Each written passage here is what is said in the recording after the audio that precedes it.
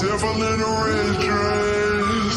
Call 911, I'm a killer. You know I hate to confess. Bang, bang, got my hand on the trigger. The devil in a red dress. Call 911, I'm a killer. You know I hate to confess. Bang, bang, got my hand. Call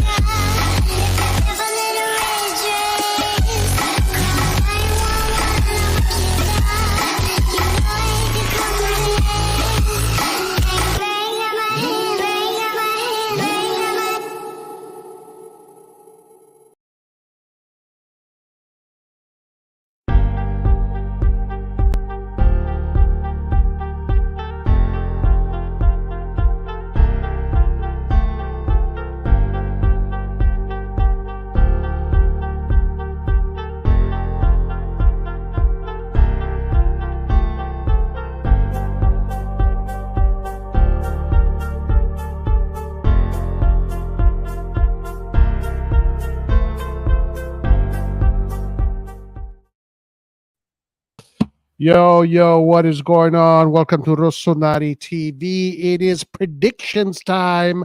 Serie, the Mercato is over. Today, we predict how it's going to end. Some of us will make a fool out of ourselves, but some of us will look like geniuses. Isn't that right, Laird? How you doing, my man? How's it going? I'm good, man. I'm good. I don't think anyone will look like genius. I don't think anyone will get it completely right.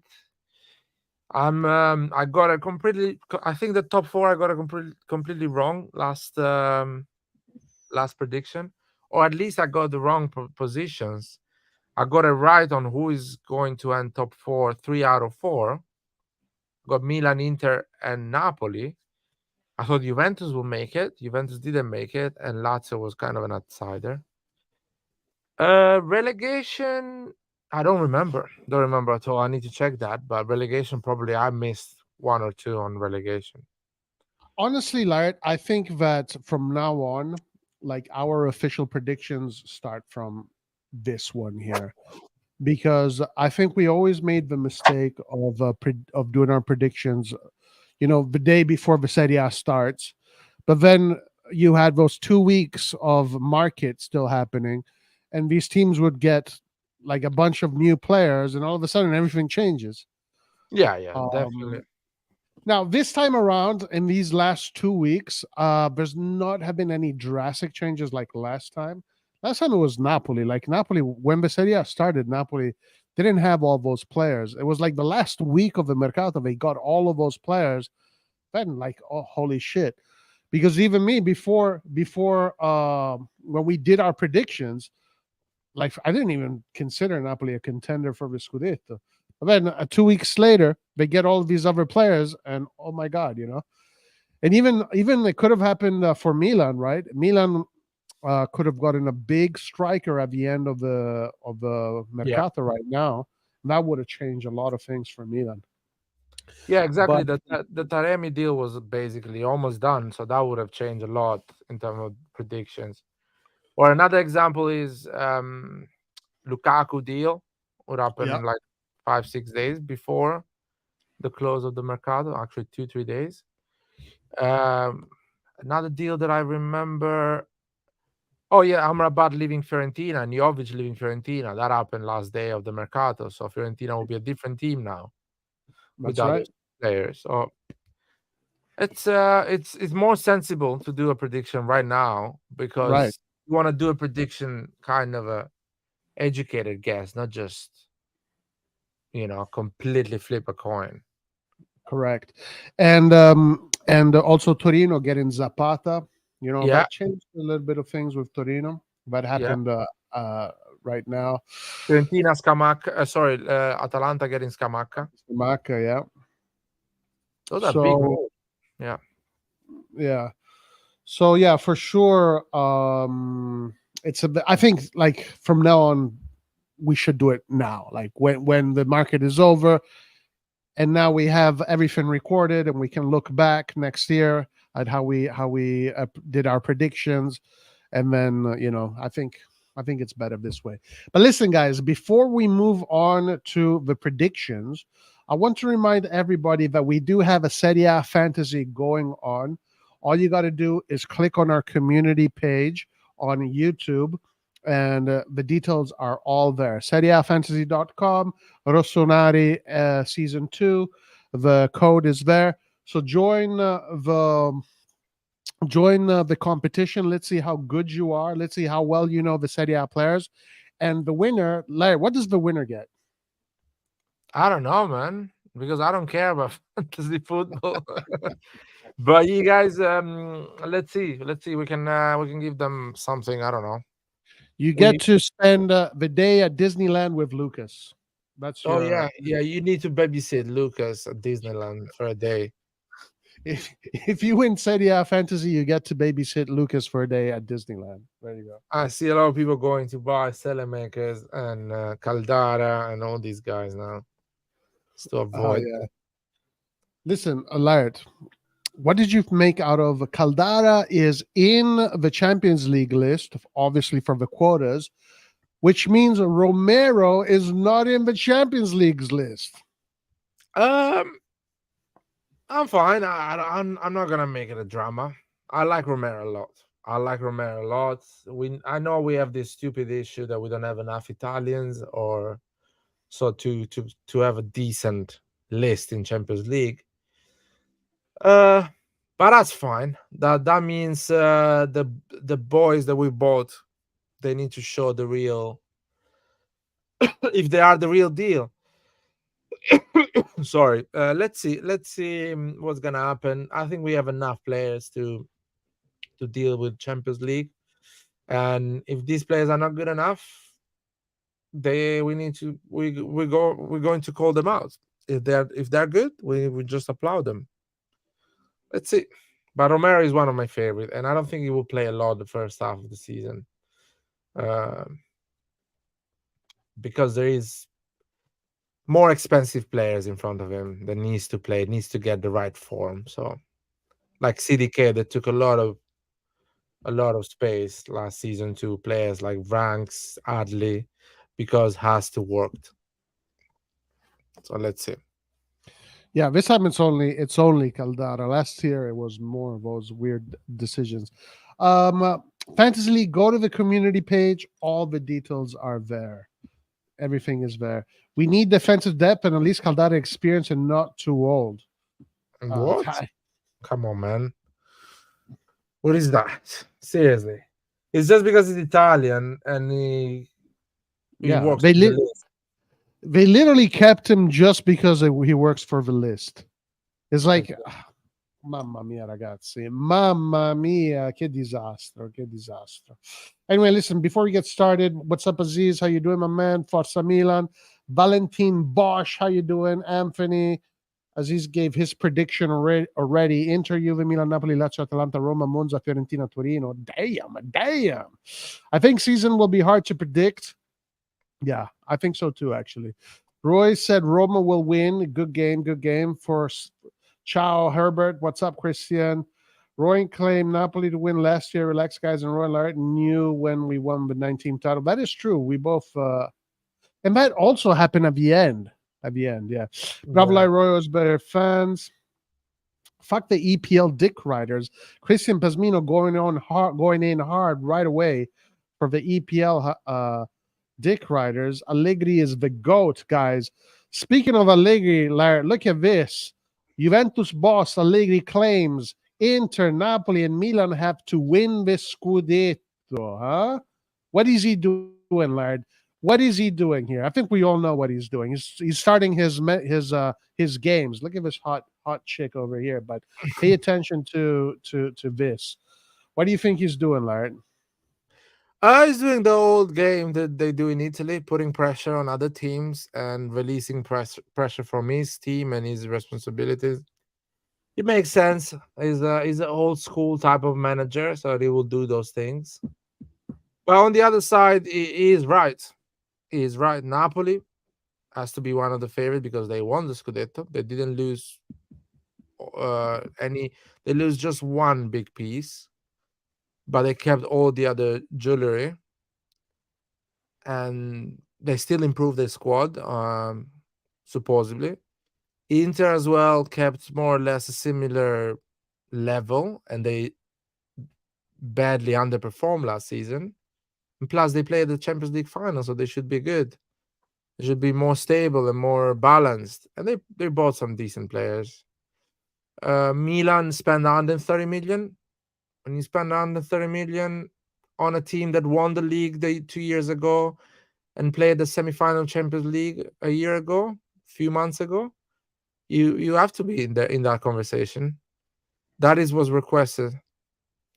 But Juventus should be in that conversation as well. So that is something that I don't like about Allegri. Juventus should be aiming for the title, and he should talk in a way that, yes, Napoli is the favorite, Milan and Inter, but Juventus as well is one of the favorite to win the title. Yeah, this is what he says. He says, football is strange, and the others play a match every 3 days.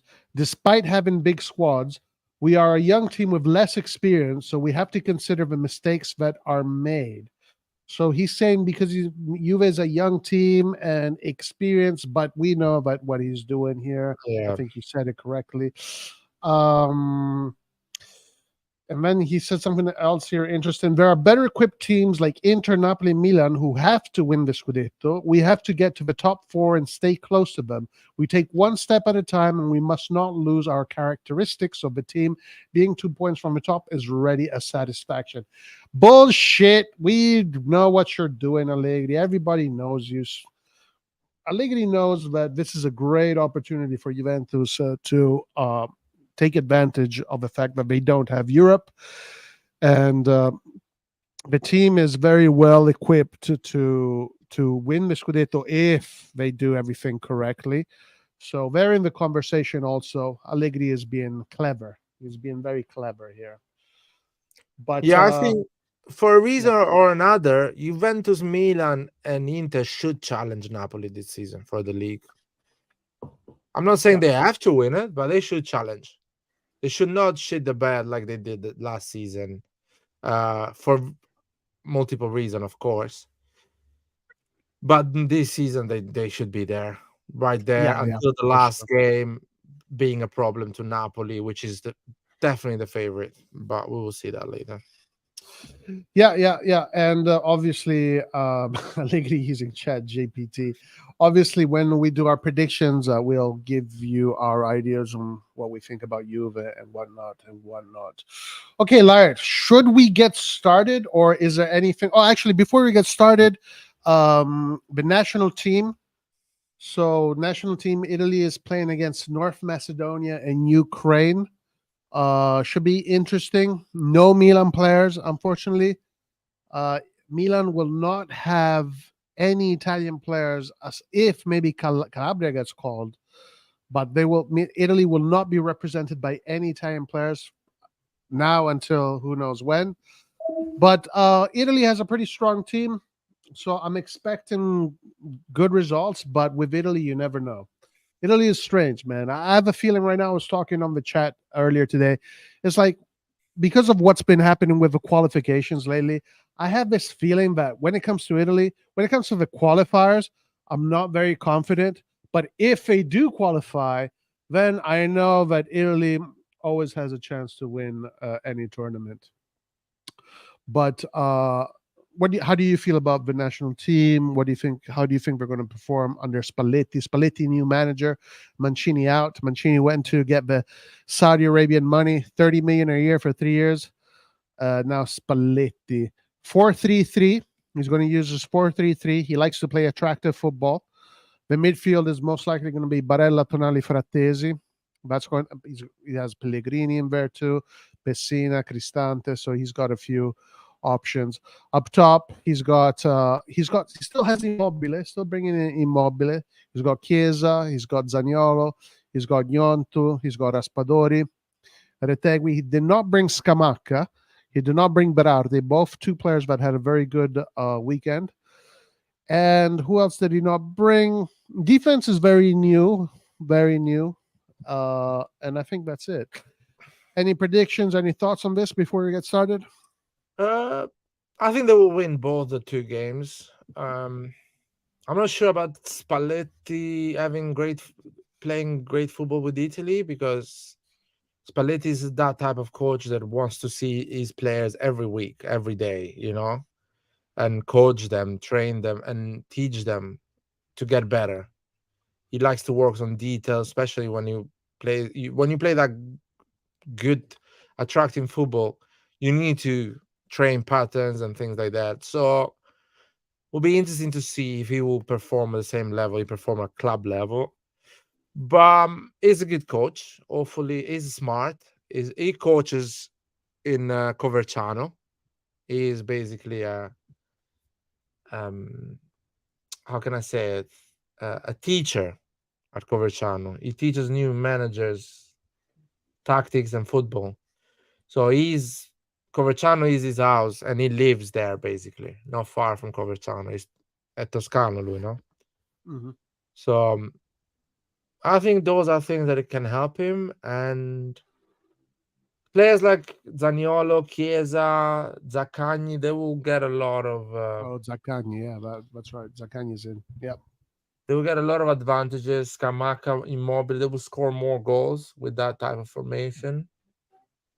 Players like Verratti will be left out a bit because you need to run on that three midfield. You need to be good. So let's see. He has everything he needs to succeed with that formation. Spinazzola, Udogi on the left. Di Udoge Lorenzo. is not. He's not called up. Udoge. Udoge is sick. He's got a fever. He's got a fever, okay. But he will call him up at the end of the day. Yeah, Udoji was actually in the U21s. He's only 20 years old, so they still have him in the U21s, which is strange because a lot of people are asking themselves, why is he still in the U21s? Well, But he he's was, really young. He's 20 years old, so it makes sense. yeah, he's 20. Yeah. So Udogi will be called next time or whatever, long term I'm talking about. Di Lorenzo, Calabria, Lazzari. There is good stuff on the right as well. The center backs are a bit. Romagnoli is actually finally getting some game time because he was never called by Mancini, and I think Romagnoli is a good defender. I see good stuff. Honestly, I see good stuff. I think they're gonna win both the two games. Yeah, hopefully. The center backs, if I'm not mistaken, are the two Lazio defenders, Romagnoli, Casale, then the Scalvini, from Atalanta, and Bastoni, of course. Yeah. And I think that's it. Acerbi is not healthy right now. Verratti loves cigarettes and alcohol. He does like to party, Verratti. Him and his supermodel hot wife, they do like to party a lot. That is definitely true. Today, I'm ready to bet $500 against whoever puts Roma to win. Forza Milan. What say? I'm even ready to sweeten the bet. You pay only $250 if Roma does not win. And anybody wants to take that bet, guys, Raul is right there. Against Macedonia, we need a spoon. As far as Ukraine, they should let us win after all the weapons we gave them. Damn. That's funny. All right, Laird, should we get into it? Yeah, let's you go ready? for it. Let's go All for right, it. Yeah. let's go for it, guys. All right, so here we go. The Serie prediction 23-24. Today's going to be me and Laird. Next time, probably Antonio's going to give us his. And guys, as we do this, because we're doing section by section, we're starting with the relegation zone, the low mid table, the high mid table, the Europa Conference League, and then the top four. So it's going to be section by section. Give us also in chat what you think, section by section, so we get an idea of what you guys think as well. So let's get started, Laird. Let's start with our relegation zone. Let me stop this. And by the way, if somebody's watching this video later, just comment, put your prediction. I'm actually curious to hear some comments, to see some comments there, and see what they think. Even like the top 10 is fine. So for me, yeah, that's right. You go first, Laird. Go first. I mean, yes, Empoli, Cagliari, Salernitana. I didn't pay attention on the order. I think it will be a fight until the end. I don't think any team will be really bad that will be relegated like quite early. It will be a fight until the end. I think Empoli and Cagliari is not good enough, in my opinion. Their squad is not good enough to compete in Serie A. It's just is a good Serie B team. I think if they get relegated, they can win Serie B straight away or get back in Serie A. I don't think they're good enough to stay in Serie A. Their best players are all out on loan, and they sold them, so it's not gonna happen. Empoli is the same thing. Empoli has been selling their best talents every summer. All the young talent, like Aslani, Bairami, Ricci, all of them, Parisi. I think the goalkeeper as well left, if I'm not wrong. It's time for them to go in Serie B and make sure their young talent grow again, so they come back stronger. That's what Empoli does. They stay a period in Serie A, they sell their talent, they make some money, go back in Serie B, grow up another generation of talent, and sell them again in Serie A after a couple of seasons, slowly. They did that previously. And Salernitana is a bit tough. I guess Salernitana will be one of them that I'm not 100% sure. I think they've been 2 years always, fighting, almost getting relegated. And this year they will not make it. I think this year will be the year that will go down. But it's really close with the other teams that I didn't put on the relegation zone. Got you. And it's no particular order for you. Yeah, it's supposed to be. No, there's. I think Salernitana has an edge on the other two, I would say. Got you. Okay. All right. So for me, Frosinone is going to come last. I think this team, maybe out of all the new teams that came up, I have a feeling it's the weakest team. It's a pretty, even the squad very poor, but I don't think we're going to be able to stay in Serie A. I think we're going to finish last. Not much to say about them. Not a very strong roster. They do have some interesting players also, but I don't think we're going to be able to do it. Lecce, on the other hand, which is a team that does have some, I would say, even good players. But I think, like what you said about Empoli, Lart, for me, Yeah. it's Lecce. You Like think? your Empoli is my Lecce, essentially. Essentially, same thing. Yeah, I think this time we're going to go down. Last time they just made it by a hair. So I don't think we're going to be able to make it this time. Let's see. And then Cagliari also. I was looking at that roster. I don't see Cagliari being able to make it. So I agree with you there. I don't think Cagliari is going to make it. They're going to go back to Serie B. And yeah, for me, it's these three teams. There's some good Okay. points on, Now, on guys, the comments. on chat, guys, let us know what you think. Which three teams will get relegated? So Herbert says same teams that got promoted will get relegated. The teams that got promoted were Frosinone, Genoa, and Cagliari. Those are the three teams.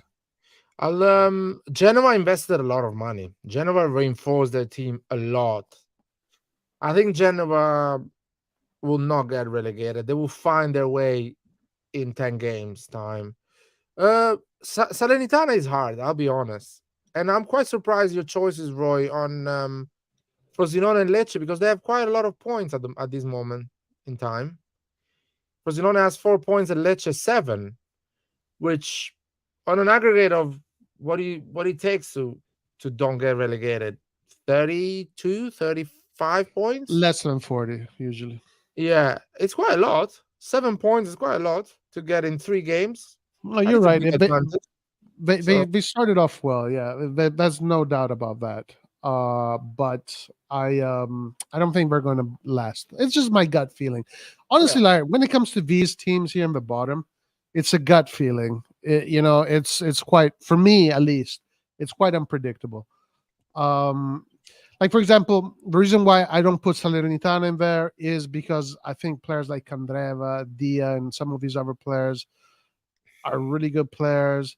I think Empoli has a few good elements, but I also think Lecce has a good few elements that so I'm just going with my gut. I think it's a little bit difficult to really always get who gets relegated. There's always a surprise too. Like Sampdoria last year was a total surprise. Like, yeah, I don't think anybody, at least I don't think I remember I even considered them getting relegated. But Yeah, you're I right. remember that. You're right. Lecce and Frosinone have a solid start right now. But like the season is 9 months long, so we'll see what happens. But you make a Yeah. good point. You make a good point. It's gonna be interesting. To be fair, then the 18th position and the 17th, 16th, 15th, they will be so close. So again, on this prediction, I'm happy to just get close. You know what I mean? Let's say Salernitana finish 17th, I'll be like, okay, I got it. Let's say I got it right. And the team that I predicted 17th finish 18th, I feel like getting it right because they were there fighting. So Yeah, no, for sure. Everything from 18, 17, 16, that's going to be like a war. That's going to be a total war until the end. This last Scudetto was a war until the end. It was a war until the end. It was pretty awesome. Hisham says Udinese will get relegated probably. no, Herbert says impossible. In my opinion. impossible. Yeah. Herbert says he would swap a Genoa with Empoli. Yeah, I mean you already spoke about Genoa. Yeah.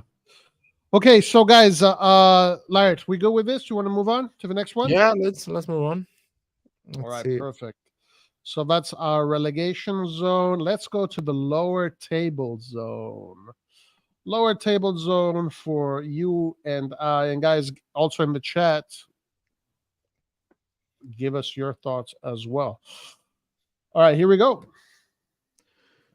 Lart, you go first. Tell us No, about you can go first. You can go first. I'll I go started first. the other one. So So I'm going to put Salernitana 17th.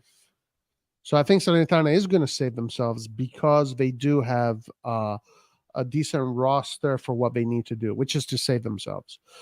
Which I also think the same about Lecce, by the way. And Empoli, I feel the same way. They have some interesting elements in Empoli. A lot of also young Italian players, but maybe are ready to make that jump next year.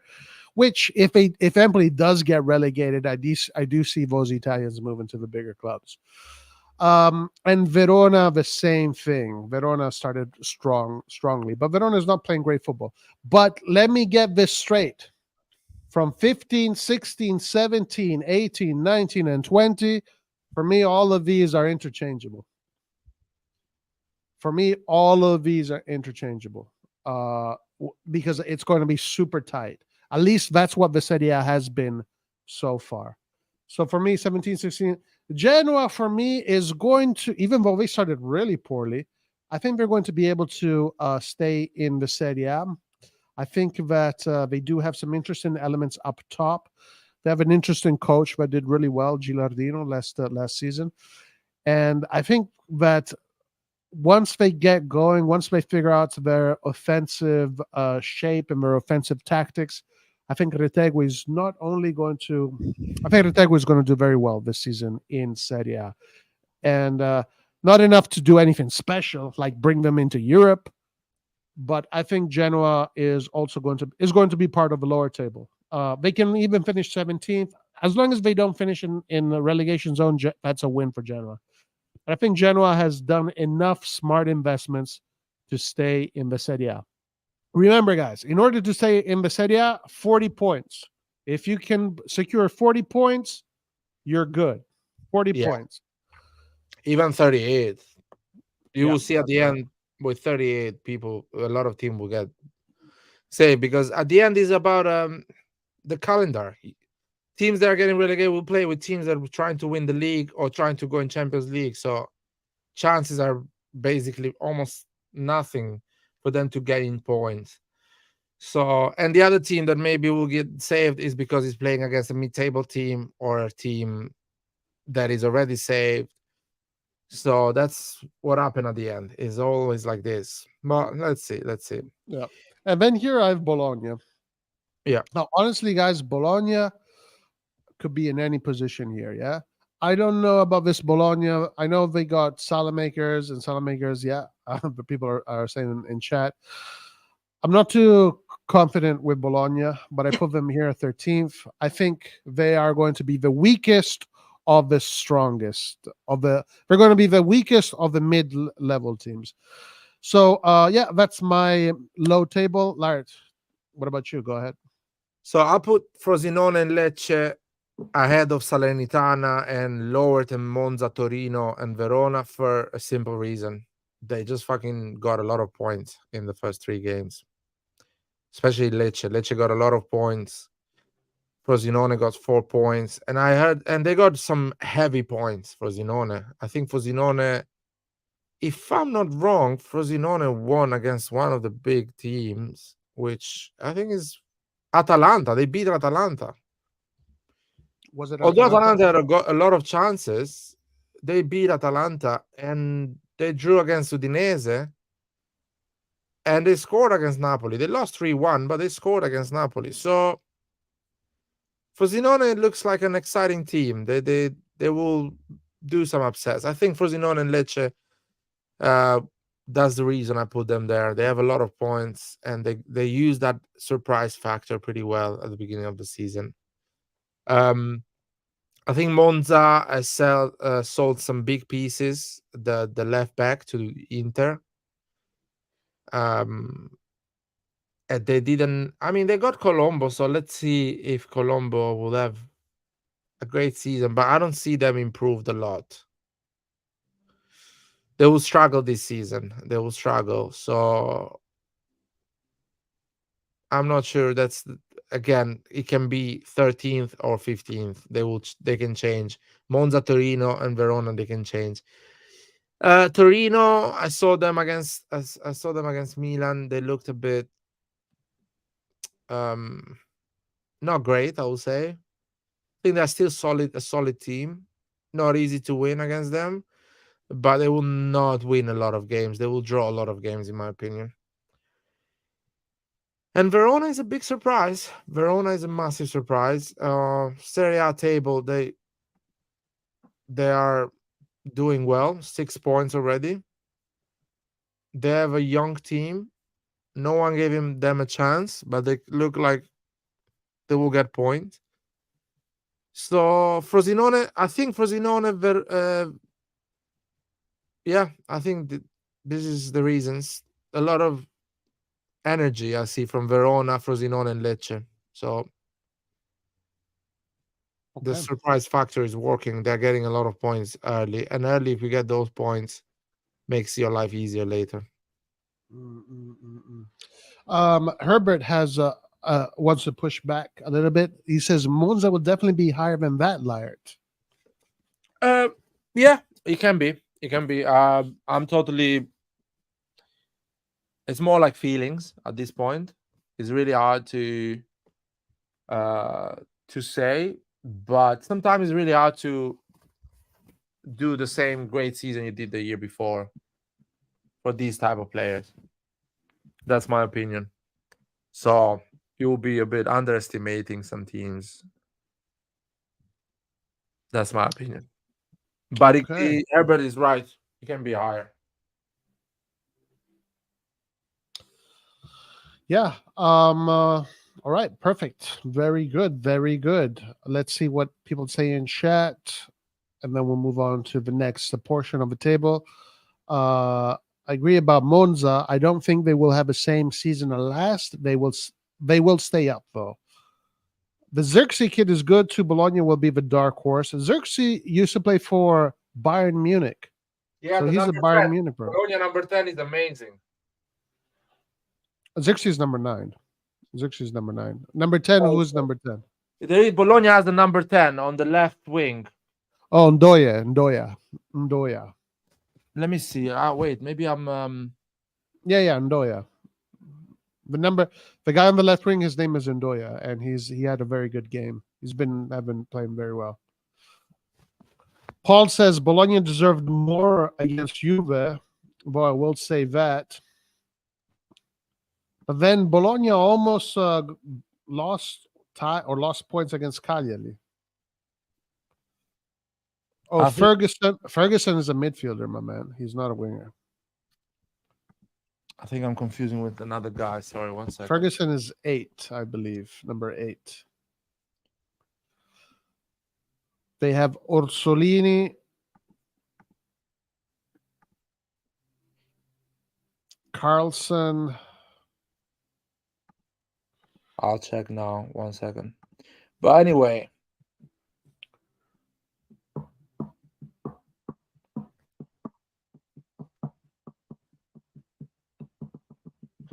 I'll tell you later. Ferguson had I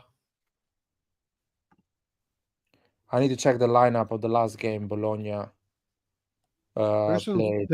Didn't Ferguson score in the last game? Carlson. This guy Carlson, the number 10. Carlson. Okay, yeah. Mike Asto is saying Carlson. Okay. That guy is amazing. Really? He's a talent. Yeah. Any player? So he's a one to watch out for. Yeah, watch out for him. Yeah. He did really well that game. He's pretty young, 25 years old. Okay, I didn't really pay attention to him. I paid attention to Ferguson. I saw Xerxes.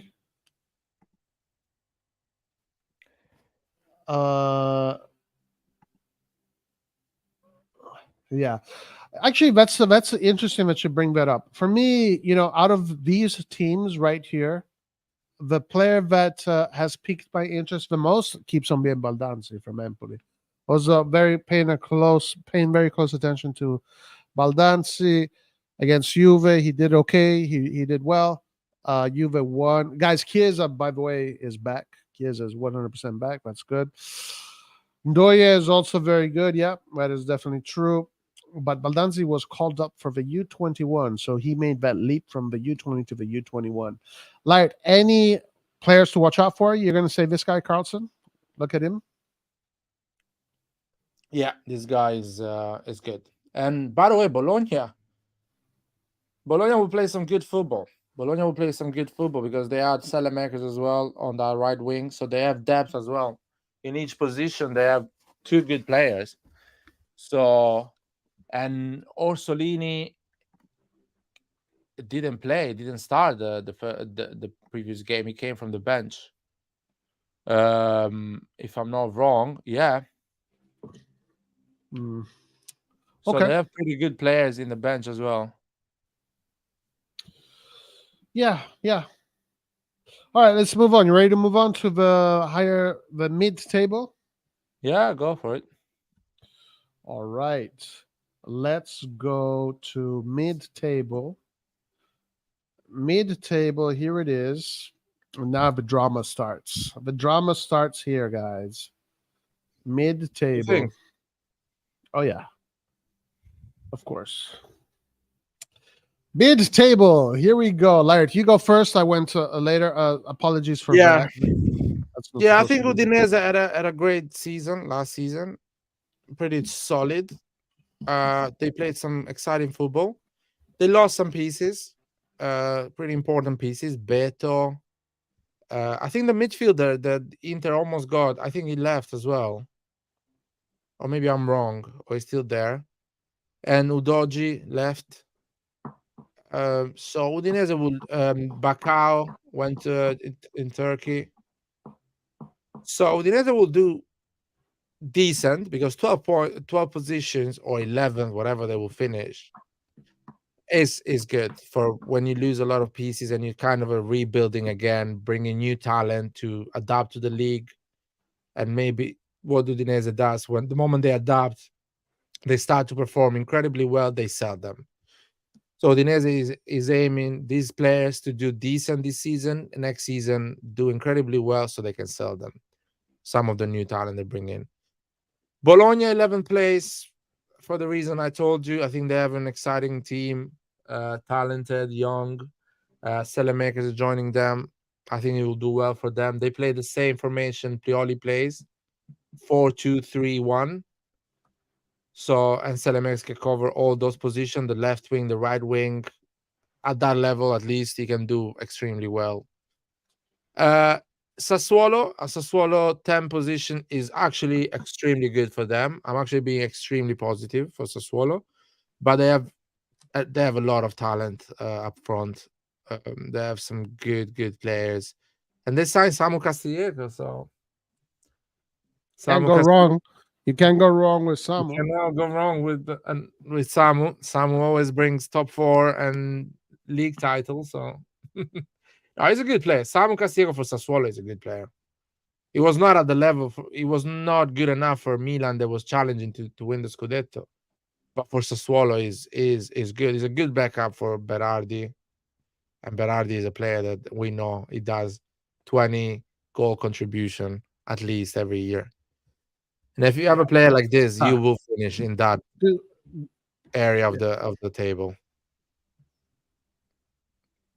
Yeah. Would you want to No, no, say something? no, no. I mean, go ahead. I'll talk about Berardi later. Go I ahead. think Sassuolo is the only team we put in the same position. And Udinese, yeah. Yeah, and Udinese. I think Genoa will have the season that Monza had last season because Genoa bought a lot of good players. I think Genoa has a good squad, and they will perform really well later.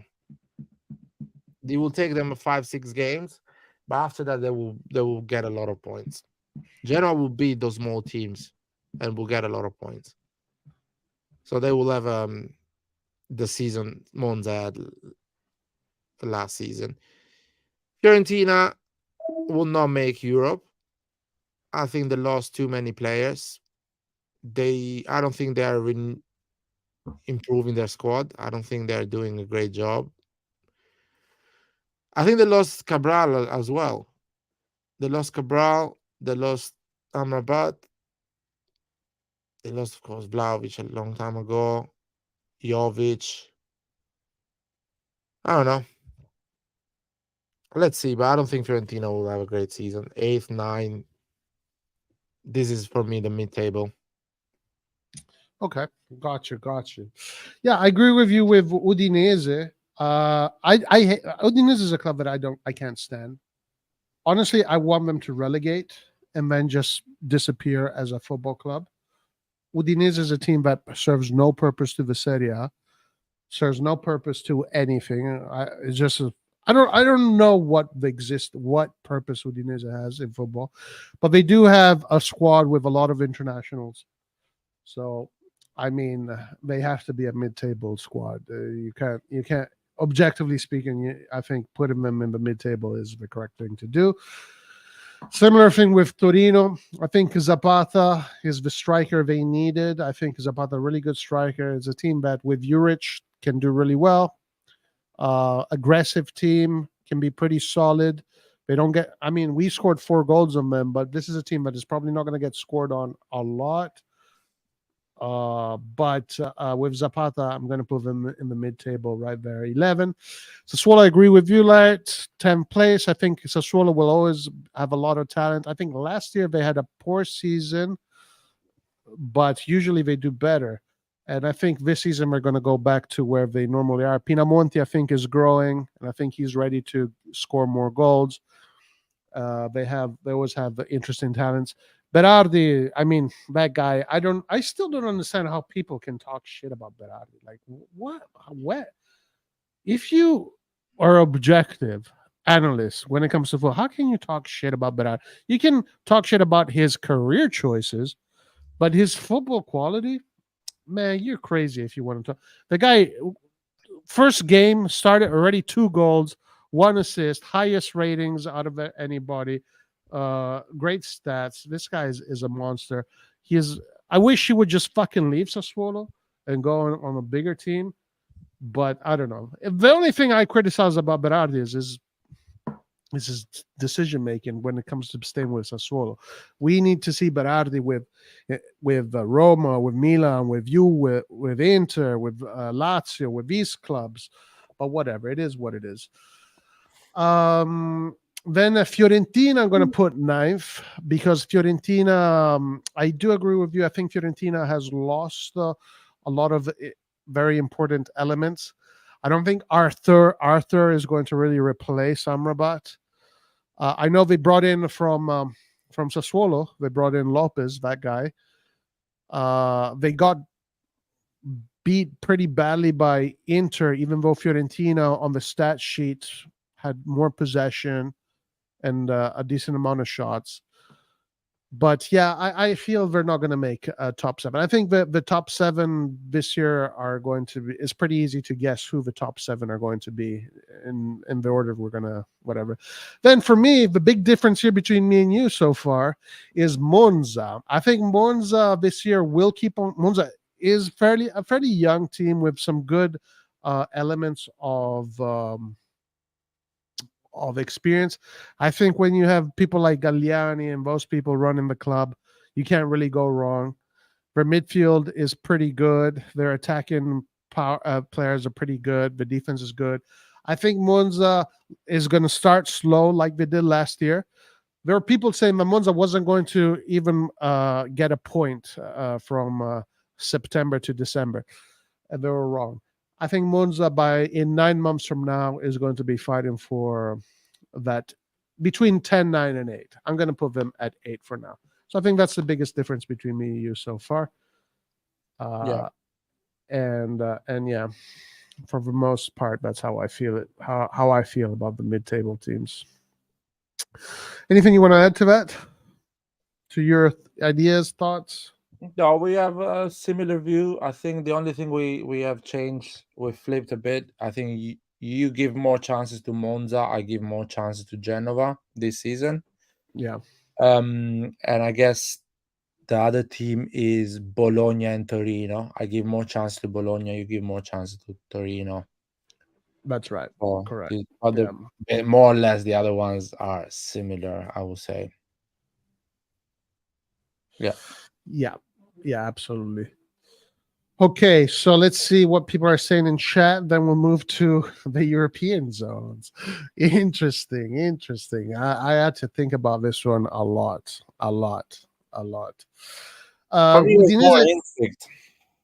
for you, it's instinct. For me, I had to really think about it. Udinese has been a mid-table team since its existence. Herbert, I agree.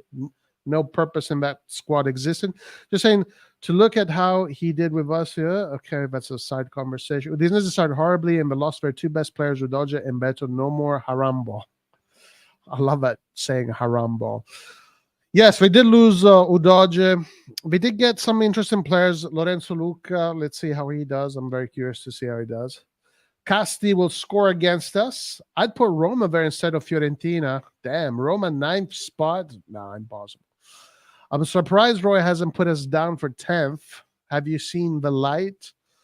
Oh, by the way, there's still a lot of free agents that are being, are finding themselves in clubs. Sergio Ramos just signed for Sevilla. By the way, he was available. Would have you taken Sergio Ramos, Larry? I would have taken him, but I don't think the Excel spreadsheet will take him. Yeah. Too much money, huh? Too old. No Too resale old, too much value. Salary is high. Injury prone. That's what the computer says. Not possible. I would probably they would have offered him 1.2 million salary. Yeah. Okay, Laird, there's pushback. Genoa won't finish that high, Laird. Are you high? Are you smoking some British ganja? Says Paul. Is that Paul? Yeah, it's Paul, of course. Paul, give me a day off, man. Just one day, man. It's Monday. Just leave me alone for one day. Yeah, Paul, leave me alone for like 5 years or something. 24 hours, Paul. Just Mondays. Mondays, just let me breathe for a second. It's fucking Genoa. It's not a big deal. I think Genoa has a good team, by the way. I would have loved to see some players of Genoa play for Milan. I'll be honest. That's fine. If Roma is in first on Roy's list, I will unsubscribe. That's fine, man. Don't worry. Just come back, though. Keep Macedonia. Unsubscribe. Yeah. Macedonia is why people talk shit about Berardi and him signing on extensions with Sassuolo. He should have left. I mean, the Macedonia thing is whatever. It's more, I think, the Sassuolo thing. Macedonia too strong. Italy is playing Macedonia, actually, I think, on this weekend. So the big revenge. I know. What do you think about Pandev, Domenico Berard? Yeah, blah, blah, blah, blah. All right, let's go on, Laird, are you ready for the drama? Now it's drama now. Are you not going to show the top four, yeah? No. We're going for conference Europa. Bruh, I really fought hard about this one. That was easy. I got to say, I am not so sure, but let's do it. Are you ready? Yeah. Okay, here we go. And is it my turn or your turn to go first? It's my turn, right? It's your turn, yeah. All right, here we go, guys. And the conference Europa League spots for Lart and Roy are boom. All right. Oh, that's controversial, man. That is controversial. That is quite controversial. All right, so I'll go first. So I'm going to go with Lazio, 7th. But I do think that, honestly, I think from 3 to 7, there's a lot of teams that can interchange. But I'm going to put Lazio 7th spot, Conference League. I think losing Milankovic-Savic is such a huge loss. And did they really replace him? I don't think so. How can you replace Milankovic-Savic with anybody? You can only Kamada scored a goal, though. Kamada did score, yeah.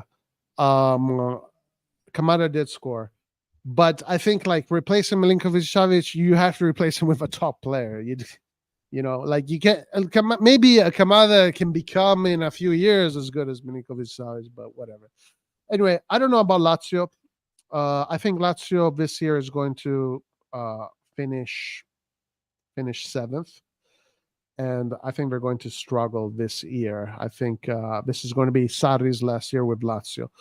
Atalanta, I'm going to put 6. I do like what Gasperini is doing. I like what Gasperini is doing a lot, and I think Scamacca is very good. But I'll be honest with you, Laird. If I see Lazio, Atalanta, I'm just talking about these two teams finish in the top 4, I won't be surprised. Yeah, I'm not surprised. I mean, Lazio finished second last year, so I'm not surprised. It's hard for me to make these predictions because I think the it's so fluid. But I'm going to commit with this so far. And then the big one is Napoli. I thought about this one really hard. And the reason why I put Napoli fifth is because Napoli, out of all these teams, is the team that I think disappointed the most in the market. They had such a great opportunity to build on top of what they did last year. And they could have really built like a top level team, like a historic top level team. But instead, they lost pieces. They lost a coach that was perfect for the players they had. It was the perfect match. It was like a match made in heaven. And then, of course, they lost the best defender of the league. And then they didn't add any elements to the team, nothing important, all bets, all fairly unknown bets. So I think this is going to damage Napoli a lot. I think Napoli did a huge mistake in not working on what they had and making what they had better. I think Napoli is going to pay for it really badly. I don't think Garcia is right for this kind of football, for these kind of players. I think they're going to clash a lot. They're already changing. They're already being more direct. Napoli should not be a direct team. These players they have should not be direct. They should be possession football, very methodical, dominate. Instead, if you guys notice, Napoli doesn't have the same amount of possession they had last year. They're playing much more direct. I think Napoli's going to be a mess. I think they did a huge mistake. De Laurentiis had the opportunity to literally build a historic team, and he totally botched it, in my opinion. So I'm going to put them fifth because they are the team that changed the most, and I'm going to stick with that. As far as Lazio and Atalanta, I think they're interchangeable. So that's my. And also, guys, another thing is that number 5 can also be in the Champions League. Okay, so let's remember that.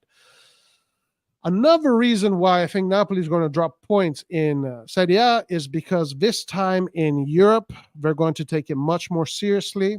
I think they're going to learn from the mistakes from last year, and they're going to do a little bit better with the rotations, and they're going to try and go as far as they can. And that's going to take away energies from the Serie A.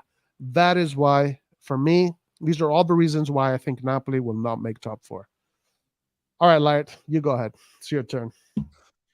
Okay, Roma.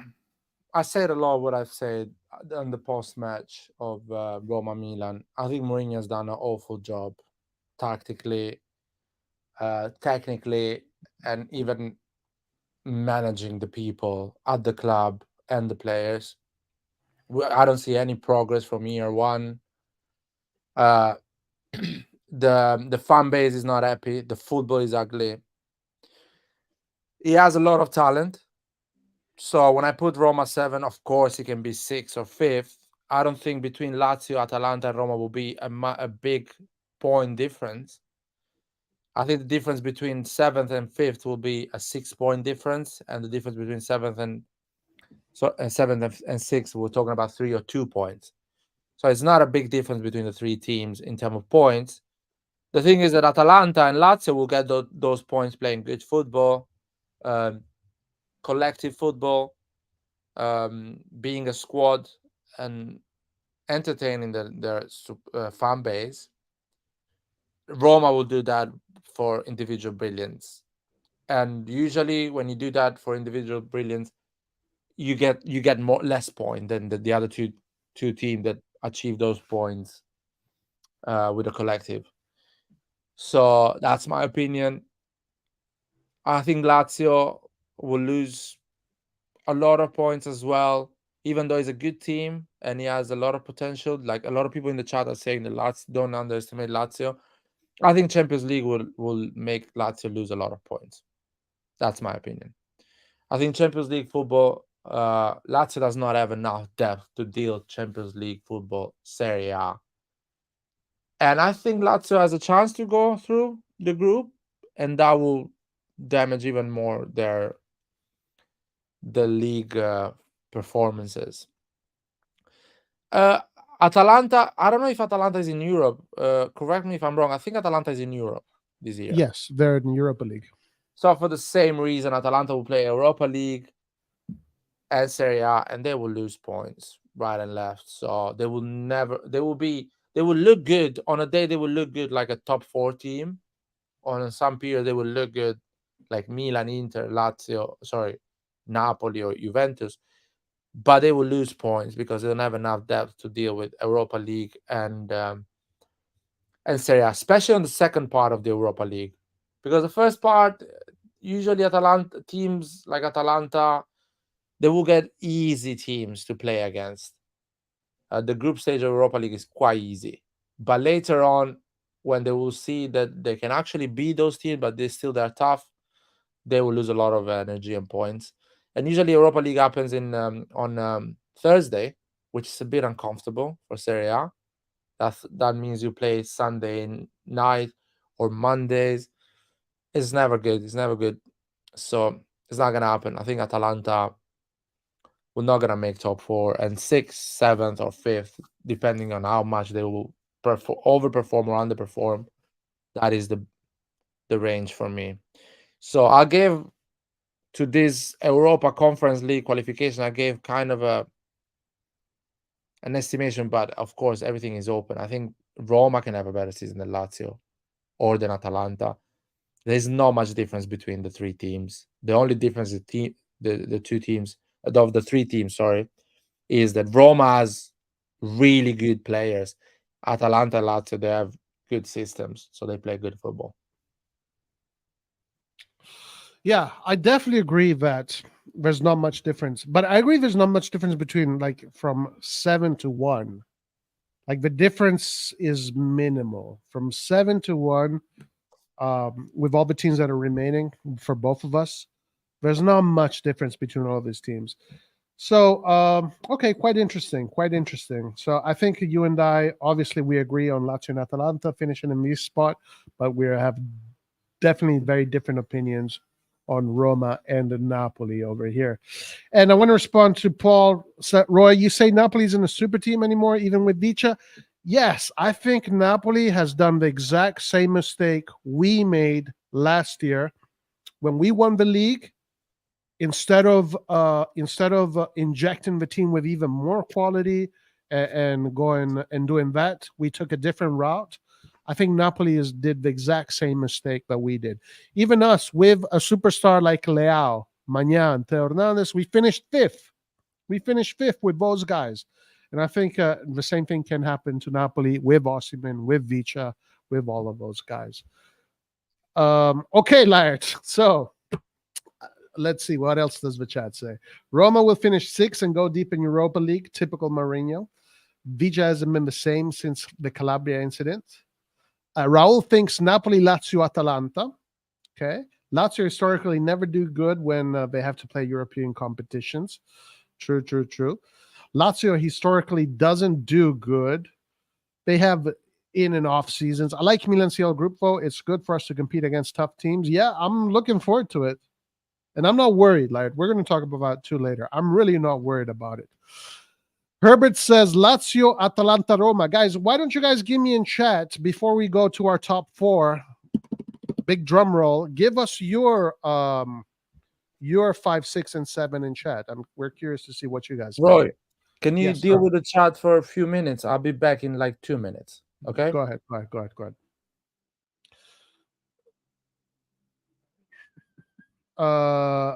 From 7 to 1, there's a lot of difference. Atalanta are never going to challenge Inter. I don't know. I mean, I think that a lot is a big word. Because Inter, for example, Lazio beat Napoli. Lazio beat Napoli. Aren't Napoli the champions? Lazio beat Napoli. Maybe Atalanta will beat Inter, and so forth. I think it's going to be. I think there are differences, but a lot is a big word. Vicha hasn't scored a goal in 22 games. He did come, guys. By the way, guys, if you look at Vicha, came in for the Sassuolo game, had an amazing play, amazing assist. He hasn't scored, but he's still creating. He's still a fantastic player. He's still a beast, and I'm sure he's going to get going. I'm sure he's I'm going to back. get going. Wow, that was fast. That was fast. I actually agree with you on that, Roy. They should have replaced Kim. I just agreed. Oh shit, guys! Laird, Paul just agreed with me. Laird, the world is finished. He agrees. He agrees with you because Napoli lost last game, and he thinks, "Oh shit, Napoli's in trouble." But I think Napoli has those games. I mean, Paul agreeing with you. Yeah, that's weird, man. Well, I think I'm gonna. really weird. I know it's sunny in London tomorrow, but I'm gonna go out with my umbrella just in case. I never know. It's gonna good for your favorite club, Roy. Is it, Roy? Your Romanista Roma will win the league. They're the favorites. D5 taking the piss. This season we can compare Vicha to Leao not to last season. This will be interesting. Listen, guys, it is very simple. This is not a you see, you guys make it into this personal competition and whatever. The difference between Vicha and Leao is very simple. Leao's qualities are his speed, his the way he attacks space. He does it at an elite level. Okay? And he also has numbers. But all around, Vicha, the way he tactically, technically, and everything else, that's elite, right? He doesn't have Leao's elite pace, but his overall game is elite. While you can't really say the same thing about Leao when it comes to the possession, the tactical aspect. So that is the objective take. It's not, there's no competition, who's better, who's not, blah blah blah. It's just an objective take. Raul wants to get going with 1, 2, 3, and 4. Guys, give us your 5, 6, and 7. I want to know your 5, 6, and 7. Majidin says Roma, Lazio, Atalanta. Hisham says Lazio, Atalanta, Bologna. Wow. Okay, Laird, listen, before we go into top 4, any surprises? Do you think any of the teams that we looked at earlier, do they have a chance? Which teams have a chance to finish in this zone? The only team that I see having a chance to finish in Europe and be a surprise, in my opinion, can be. It's tough. It's tough. I guess Sassuolo or Fiorentina or even Genova. This is my trio that can. One of them can be an upset and a surprise. Genova. Yeah. Damn. But Really? it's You not think gonna happen. Genova can... I think it's a pretty solid. The top 7 now is pretty defined in Italy. It is like all the used to be, the 7 sisters. Now in Italy is quite defined, the top 7. So Yeah. it will be like this for a long period. Rarely somebody will get in that 7. Yeah, Fiorentina is the outsider that some season can get in, but Fiorentina lost that position because Fiorentina used to be part of the 7 sisters, and they lost that position to Atalanta. And Parma, in late 90s, early 2000, was in that top 7, but Napoli is now. So that is the 2 changes that I see in Italian football from 20 years ago, let's say. Got you. Herbert says Vicha is better than Leao dribbling opponent. Guys, Vicha is better than Leao in dribbling opponents, tight spaces, shooting, passing, and and then the rest, Leao is probably better. Anyway, guess the conversation Vicha Leao depends as well on what type of manager you are, as well. Yeah, true. What type of coach and what type of football you want to play. I see maybe Leao playing better for Jurgen Klopp. Yeah, and I see Vicha playing better for Guardiola. So that's right. Both can work for different tactics. Yeah. Yeah, obviously, it's the thing is like people want to be okay. Vicha, if you're a Napoli fan, Vicha is the best. If you're a Milan fan, Leao is the best. It's hard to have real conversations about these kind of things and taking away your favorite colors. With some people you can do it, but most people you can't. Like Laird, you have the ability to do that. You have the ability to be objective. A lot of the guys here don't. Okay, Laird, are we ready? Yeah, born Are you ready. 100% ready? Yeah, So this time 100%. you're going first. You're going first, okay? I'm fine. I'm going first. Let's go with guys the main event, top 4. Here we go. Drum. Okay, actually before we do that, let's do this. In memory of 1, 2, 3, 4. Doom tech, tech, doom tech, doom tech, tech, doom tech.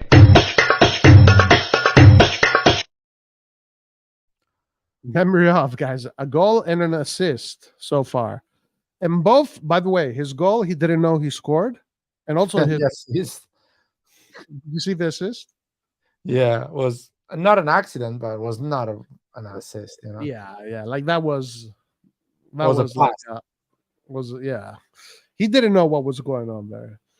All right, here we go, guys. Top 4. 1, 2, 3, let's go. Light, take it. Yeah, it's pretty simple. So first of all, in my opinion, the difference of points between these 4 teams will not be massive. Of course, the third and the fourth position will get out of the um, challenge for the title in the last 3 or 4 games of the season. So let's say by game 34 or game 35, Milan and Inter will be out of the race. Juventus will be in the race, but just the math will say that, but not like they will have a real chance. At the end, Napoli will get the win. Or maybe I'm wrong. Maybe Napoli will win comfortably, and Juventus, Milan, and Inter will be close with each other, kind of trying their best to stop Napoli. But that's what I see. I still see Napoli favorite this season. I know they didn't fully replace Kim, but their attacking power is impressive. I don't see them scoring less goals or dominating less games in terms of possession and chances. Uh, they were just too good last season as well. Yeah. Yeah. They didn't give a chance to any team apart from Right. Milan, the won 4-0. Um, but they They're literally incredible. killed the Serie A. So that's that. That's what advantage we're talking about, and I don't think that advantage will completely disappear. They will still be there. It's not going to be as big as it was last season, but they will still win the league. They will still slip and lose games, and still be at the end on top. About Juventus, I'll put Juventus second place ahead of Milan and Inter just because they don't have any European competition. As soon as the European competition will start, Milan and Inter will lose points. I'm 100% sure about that. Milan and Inter will have a lot of injuries. Inter has an old squad, so they will have injuries. Milan usually gets injuries. I don't know why. So we will lose points at one point, and Juventus will keep going. We'll get those ugly points during the winter, just before Christmas and after Christmas. Um, yeah, I mean, I'm not convinced about Milan midfield. Uh, Still too weak, too open. Our defense is not on point. We make mistakes. Our attack is looking good, but Giroud will come at one point that will have his stinkers, his bad games. He will be tired. I don't see our right wing being improved in the way that people think. When things will be tough, when tactics will be tough, they will not deliver.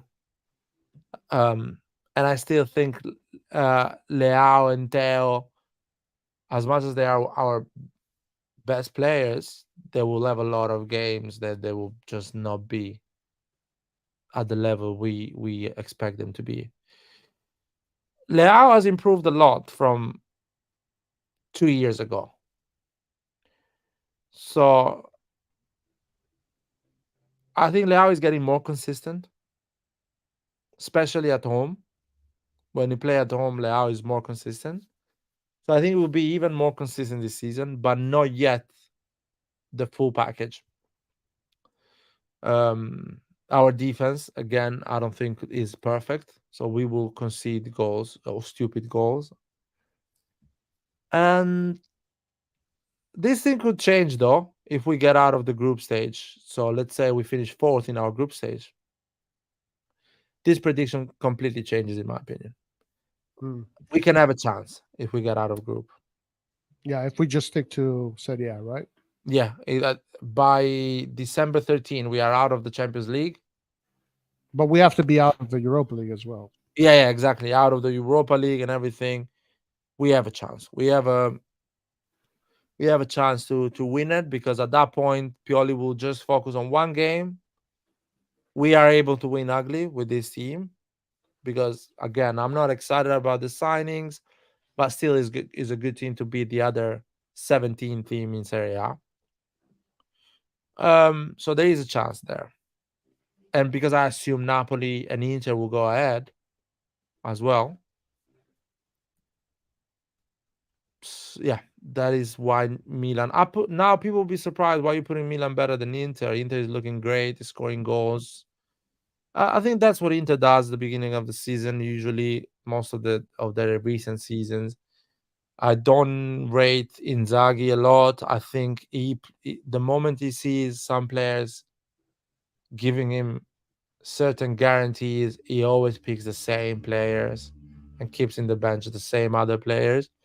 The only positions that he rotates a lot are the wings, the fullbacks, because he has basically two players in each position. Some of them are more preferred than others. So he will stick on his preferred one, and they will get tired, injured. So Inzaghi is a bit stupid on that sense. And he's a team that lost 13 games last season. So I know that is underperforming for Inter. But if you are a team that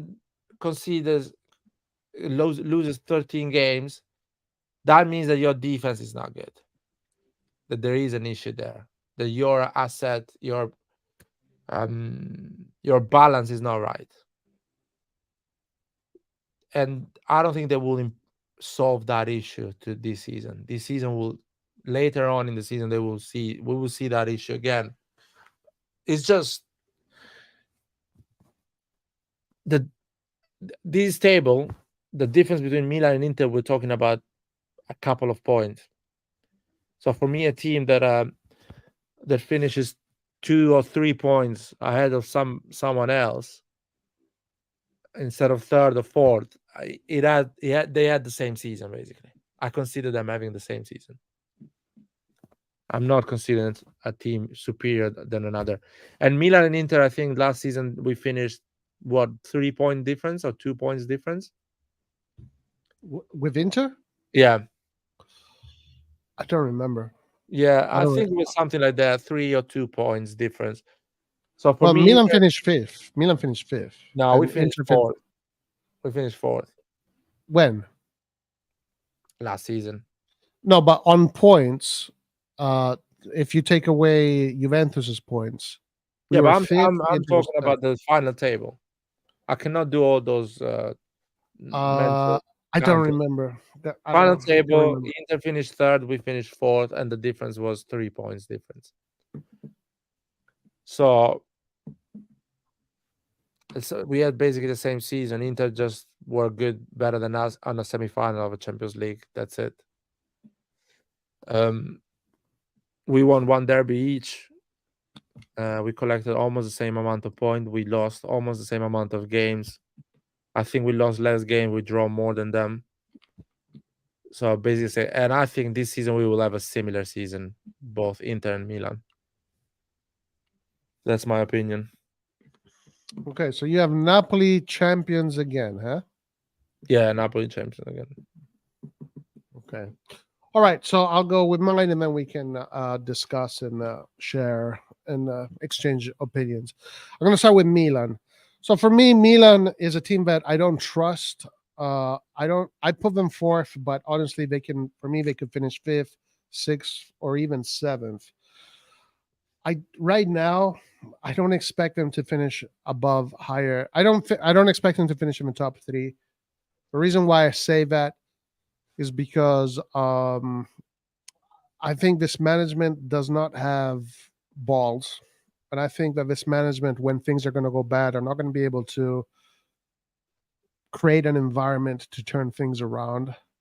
And I think a lot of these players are new in Milan. And when the season goes into the third quarter and the fourth quarter, that's when the details will matter. It's not about how good Loftus-Cheek and Reindeers and Pulisic play now. It's about what will they do in that third quarter against Torino away, and these kind of things, where details will matter. And if you have not experienced these details, you don't know they're coming. It's like Mike Tyson said, the punch that knocks you out is the punch that you don't see coming. And I think that once we get to that third quarter in about 6 months from now, when the teams will have to face those kind of moments, I think Milan will suffer a lot. And I don't think that this management has the ability to teach them about these details like we had in the past. Of course, Pioli knows the Serie A. He can do his best, but at the end of the day, I think this will be the biggest difference for Milan. And so I don't think Milan is going to be able to. I think around the third and the fourth quarter of the season, Milan is going to start to drop points. We're not going to be able to challenge for the Scudetto anymore. Even though I do agree with Laert that if Milan does get kicked out of Europe completely and just has to focus on the Serie A, I think things can definitely change by then. I think by then, if you're just focusing on Serie A, you got nothing else going on, then it's a little bit easier. Then it's a little bit easier for the coach. So I do consider that. I definitely consider that. Now, does Milan have a chance, in my opinion, to win the Scudetto? Yeah, I think so.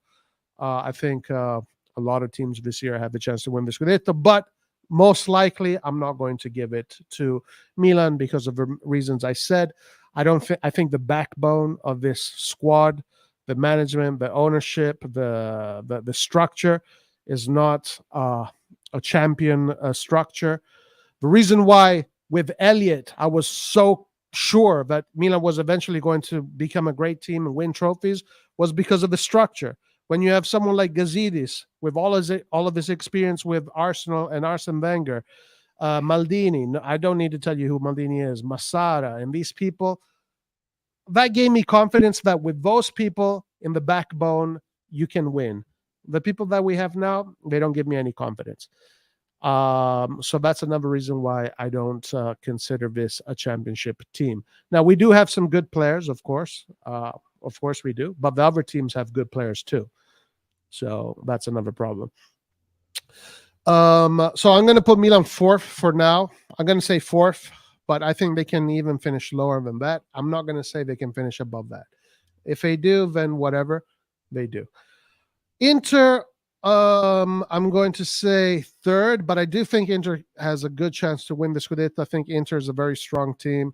I think, speaking of backbone, because that's the thing, like, guys, you have to realize that, especially me, I've worked in teams, I've worked in football. The backbone is something that you cannot not consider.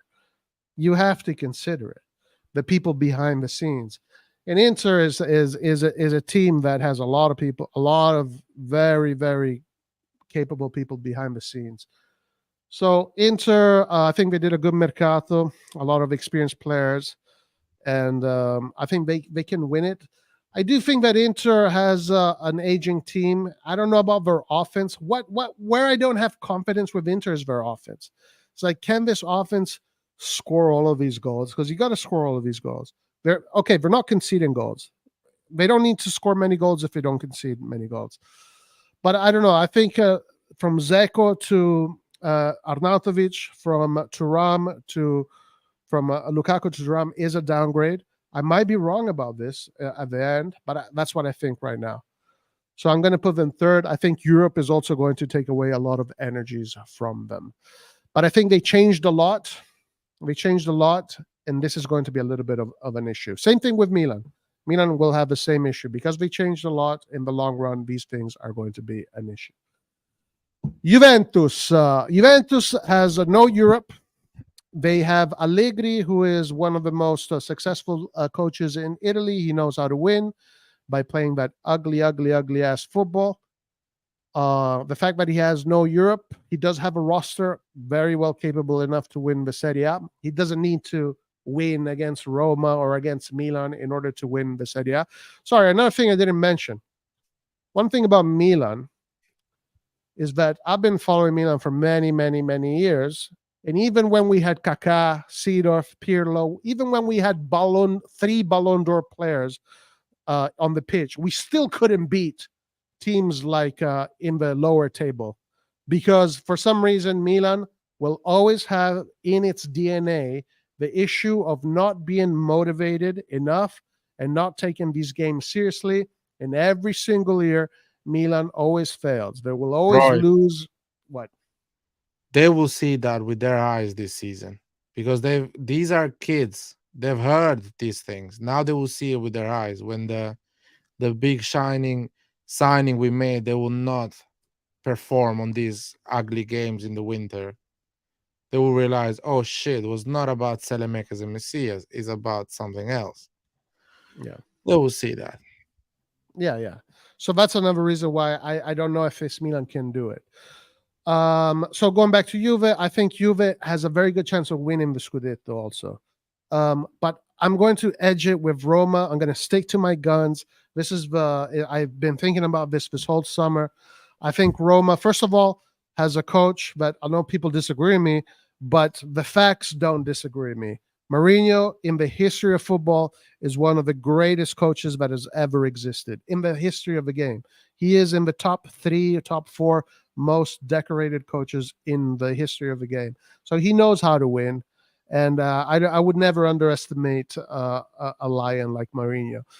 I think that Roma now, it's 3 years in their project. Like Juventus now, this is the 4th year in their project.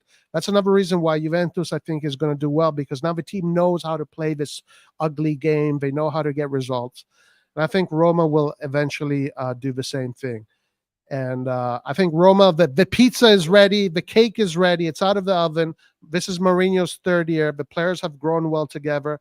Of course, the issue with Roma is the injury problems. But I think they're going to be able to take care of that and manage that. They have amazing midfield. Renato Sanchez, Arar, Pellegrini. I think those guys are really good. Up top, they have Dybala. They have Lukaku. Abraham will be back. I think Roma this year is going to. This year, I think it's going to be the season of the two teams that play the shit football, the defensive football, and Roma and Juventus are going to win, not because they play great football, but because they play great counterattack football, and they're going to concede the least amount of goals. So I'm going to stick with my guns. I think Roma is going to edge it. I think Roma is ready for all those details that are going to come up on the 3rd and the 4th quarter. Mourinho is ready for those details. Mourinho is going to put 11 Lions on the pitch. I don't really put too much stock on these first 3 games. I think it's 9 months to go till the end of the season. I think the season is going to be defined on the 3rd quarter and the 4th quarter. That's when we're going to know. All in all, I think it's going to be a very tight race. Anybody can win it, but I'm going to stick to my guns and say Roma. All right, so let's so we agree on everything except for the champion, pretty much. Yeah, I mean, if you see this image, at least on my side, the teams that I picked, this is the reason why I was upset with the management and the transfer they did. This is the reason. We were in that position where I'm putting Milan 4 years ago, when we finished second with Akan, with Kessie, with Brahim Diaz, with Castillejo, Selemakers, and who was the striker? Ibrahimovic. Remember? 79 points. That we did 2-2 against Atalanta last game of the season.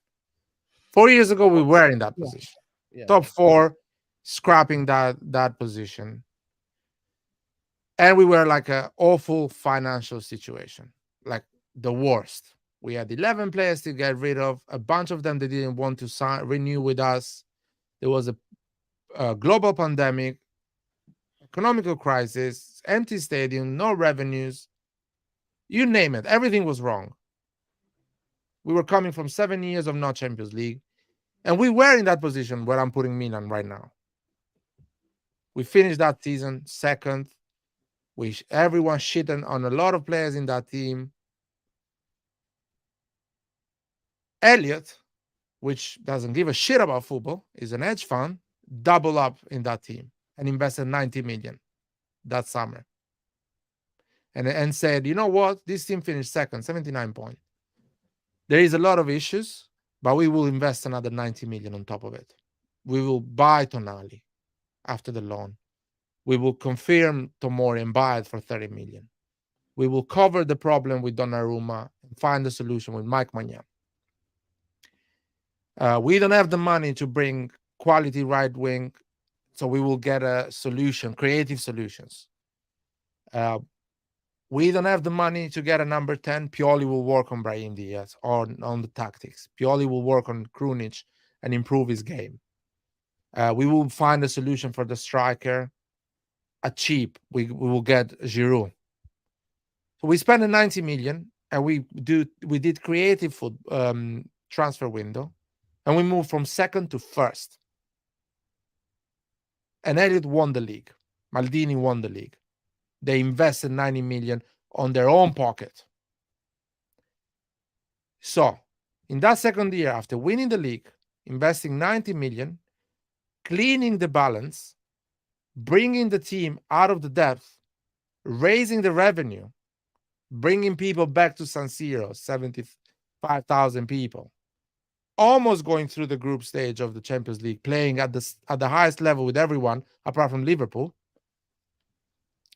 A new management comes in, which is Redbird. And that summer, Redbird, they don't double up on a team that just won the Serie A. They don't do that.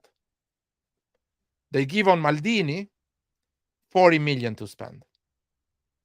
They set him for failure. When you have 40 million to spend, you make mistakes because it's not enough to get it right. You have more pressure.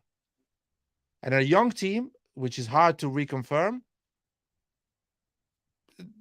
collapses a bit, you know? Yet still that team managed to do well in Champions League.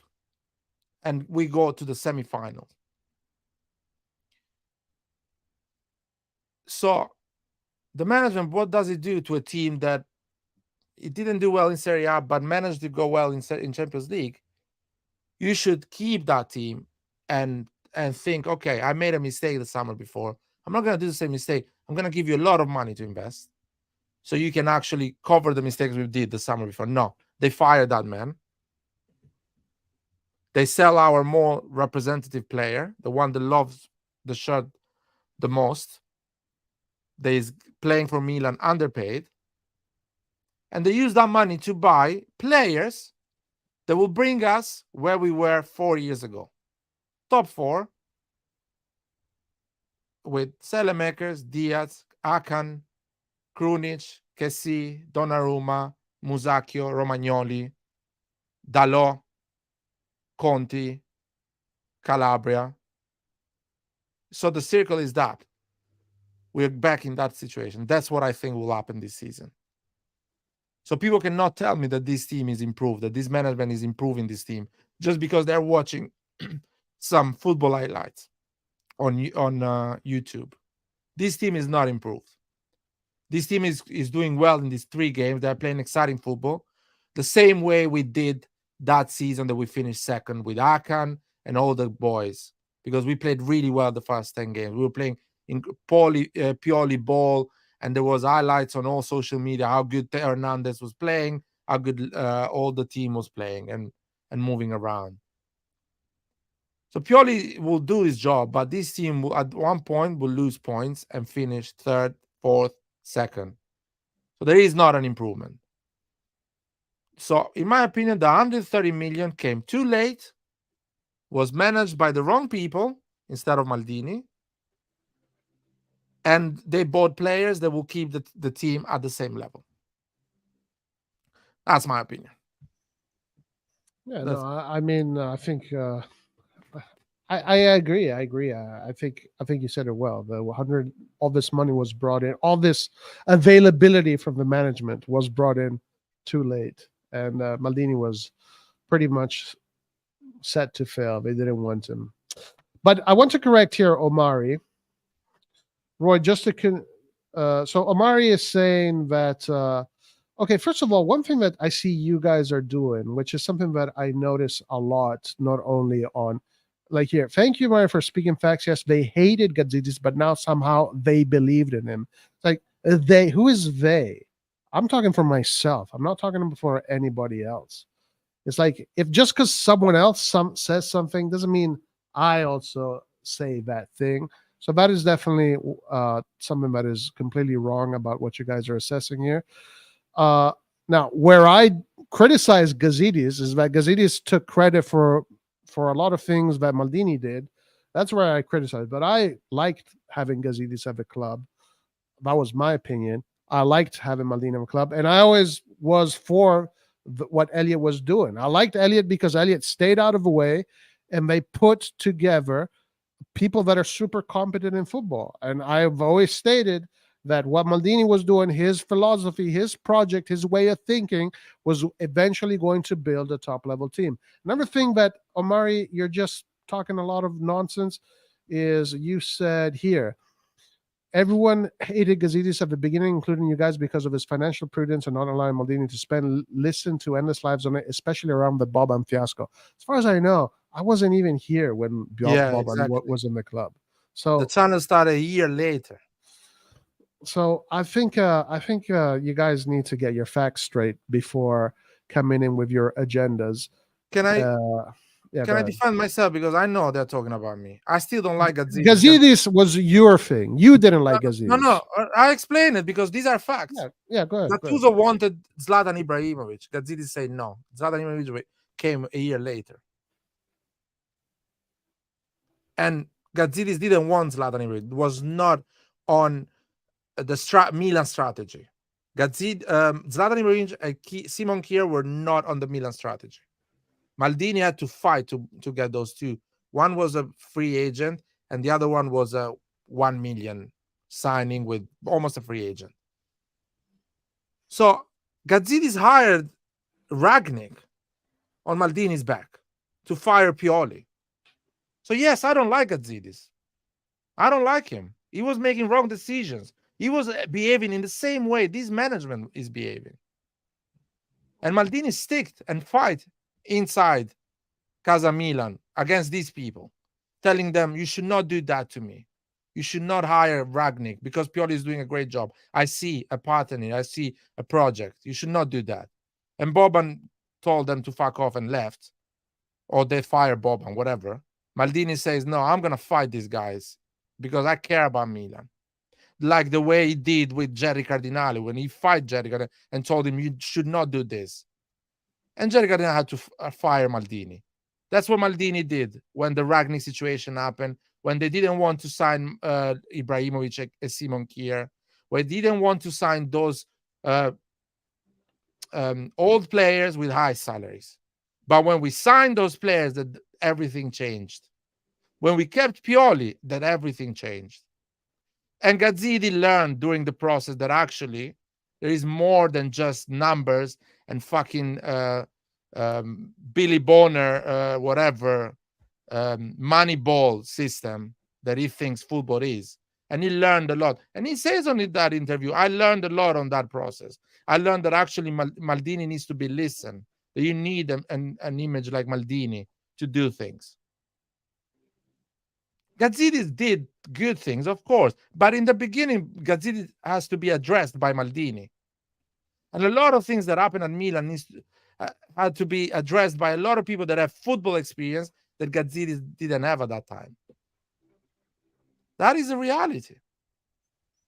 And I'm pretty sure Maldini fights that summer when Elliott spent 90 million on getting confirming Tonali, on getting Florenzi, on renewing Ibrahimovic, or getting 35 years old Giroud from Chelsea on a high salary.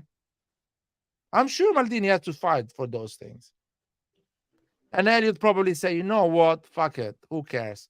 Unless you keep the budget, use the budget I'm giving you, do whatever you want. At the end of the day, I'm going to sell this club the moment I have debt-free. So Maldini addressed a lot of people in that club. So I still don't like Gazidis, man. And Gazidis took a lot of credit that I don't think are his credit. That's it. Yeah, Gazidis you were the most critical with Gazidis, and for the reasons that actually I was critical about him too. Like he took, like after the Pioli thing, we know that Gazidis, it was Maldini's idea. Pioli did Gazidis, but then in a few months later, Gazidis has these interviews where he takes credit for that, for Ibrahimovic. Yeah, but funny, no? That is funny. That's quite funny. The guy goes on YouTube and says that you need we did some clever signing. Oh shit, man. You didn't do that. I'm pretty sure, because I know how Moneyball and these people, these corporate people behave and think. I know that. Yeah. So right. But I don't like how. Now listen, Larry, I have no problem with your opinion on Gazidis. For me, I always respected it. For me, Gazidis, I liked Gazidis in the squad because I thought he was a guy with a lot of experience. Of course, the way he acted was questionable. But yeah, it's like I don't think. I think, as far as I remember, I don't think you were that. Okay, I'm just going to talk for myself because I don't understand why people here want to say if let's say someone in this live talked shit about something 3 years ago, then that represents also what I said. And I'm not saying even maybe some other people when we do our lives all together, where there's like 5 people and there's 4 people that are talking shit about Elliott, that doesn't mean that I think the same way. I don't understand why there's this mentality, a mentality that is very present in the WhatsApp chat as well. I don't get it. And by the way, you're right, Roy. It's so unfair because me and you, and a lot of people in this channel defended the way Elliott managed Milan. And other people actually was like, I don't give a shit. I want the big players. I want the big names. I am a supporter. I want to sign the best players you can sign. I don't care about the financial fair play and the budget. And now they care about the budget. Now because they like the management. I don't know why. Maybe they're sleeping with them. I don't know what they're doing. But now they like them. So now they accept the clever signing. I had actually a reason why I was accepting the way Elliott was behaving, because Milan was a shit show, financially and as a sport project. But this management took a team that won the league, 450 million revenue, no depth, and semi-final of Champions League. So I am the guy that now has the right to pretend the big players. Because the issue that I was telling 2 or 3 years before, they are not here now. All the players wants to renew, stay at Milan. The money is there. The stadium is full. There is not a global pandemic. Why you're not bringing the big players? Why you're not bringing the good football players? But you're bringing still the best. Why you're not doing that? Exactly. Because if I accepted management, I will not be coherent with what I was saying 2 years ago to protect Elliott. I have a clear opinion. Milan should have should have get out that mud with the Messias and the Selemakers. And I protected the Messias, the Selemakers, the Diaz, because they cost us 0.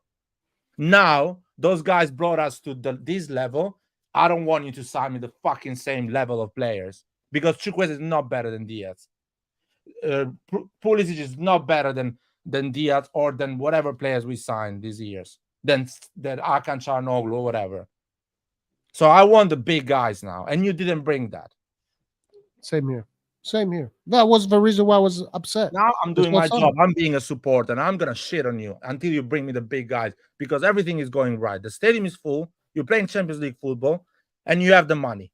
I want the big guys now. I don't give a shit what people say. Oh, Serie A is poor. No, Serie A is poor. Milan is rich. Milan is rich. Milan is making deals. Milan is raising their commercial deals, their sponsorship. The stadium is bringing money. The ticket is raising. Prices are high. You know what, Roy? I'll tell you that. I'll tell you this. A lot of people that talk here, they never go to the stadium. They just buy that Puma shirt. Then Puma gets 90% of the revenues, and they think they've done their job as a supporter. But I go and watch a lot of games. I pay for a plane ticket. I pay for tickets away, and I want to see those big players, because I'm gonna go and watch a Newcastle Milan, and I'm gonna spend probably £200 for that, and I'm gonna watch Chukwueze. He better score. He better score. He better make us win. Yes, he better play well, because I'm coming for all those people after.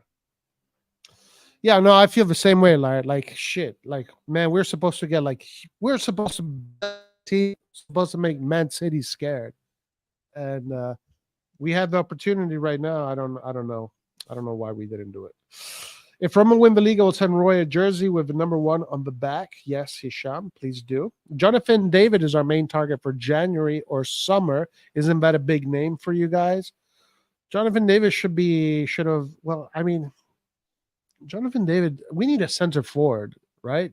Jonathan David is not a center forward, but he's a good player, no doubt about that. Jonathan David is a good player. Yeah, fact. Milan didn't sell a player for 7-8 years. And which fault is that? Is Maldini's fault? No. Which fault is that? You know why we don't sell players for 7-8 years? Because we buy bets. That's why we don't sell them. And what is this obsession of we need to sell players, man? This is still not yet the moment for Milan to sell players. This is not yet the moment to sell players. You should have understand that. You should have had good. So the thing is like this: people are upset why Krunic is starting. It's not Krunic the problem. The problem is you didn't bring a player that is much better than Krunic, that he will bench Krunic. So if you keep Tonali and you bring Reinders and Ruben Loftus-Cheek, Krunic is not starting, because it's Tonali, Reinders, and Ruben starting. That is the reality. That's how you don't let Krunic play. When you bring good players again, that's why you want to see Giroud benched. You bring a good player as a striker, and Giroud get benched. You didn't bring that. Do you want to bench Selemakers? Do you want to bench Messi? Bring a really good player that benches them. You didn't do that. Because I'm pretty sure if Messi stays in the squad, he fights for that position with Chukwueze and other guys. I know that. I've seen enough football. And by the way, this comment, I don't understand this comment. It's just facts on what? You're behaving like this management is actually doing that. Is selling these players. Chelsea sells players. Manchester sells players because their ownership buy players. They buy big players, man. You're still comparing this Milan with these teams, but this Milan is not behaving like those teams on the transfer window. And by the way, he's blaming Maldini because he didn't sell players, but Maldini took that team in the middle of a pandemic. I mentioned all the issues that Milan had that period, and you ignore them because you want to have a point, you want to win a debate, and you ignore all the points that I mentioned, all the list of points: empty stadium, low revenue, depth, a team that was not performing. How do you sell players of a team that finished 7th? How do you sell them? Jerry is selling the players Maldini brought in because that team is successful, is winning leagues and playing well in Champions League. That's why Jerry is selling. Maldini didn't get a team that was winning the league and finished in a Champions League semi-final. He got a team that finished 7th. That's why he couldn't sell players. Yeah, that's a great point. You know, man. And Guys, in 5 minutes, somebody else will say, "We didn't sell any player in those 7 years." They will come back. They will forget what I said right now and come back with the same comment. The next live, somebody will say, "We didn't sell any player in those 3 years di Maldini." And I have to repeat this concept again, that Maldini took a team that finished 7 and gave a team that won the league and finished in the Champions League semifinal. no, I honestly think that a lot of people here would think that I think a lot of people here would think that if you give Furlani, Moncada, and Jerry the team that Maldini inherited in the beginning, they think that these 3 people, Furlani, Moncada, and Jerry, would be able to do what Maldini did. No, they think that right now. They think that right now. But it's no chance. No chance in that. They took a team. Jerry took a team that won the league, because Jerry took AC Milan straight away after winning the league. The ownership that a lot of people love and they defend took this team straight away after winning the league and invested 40 million.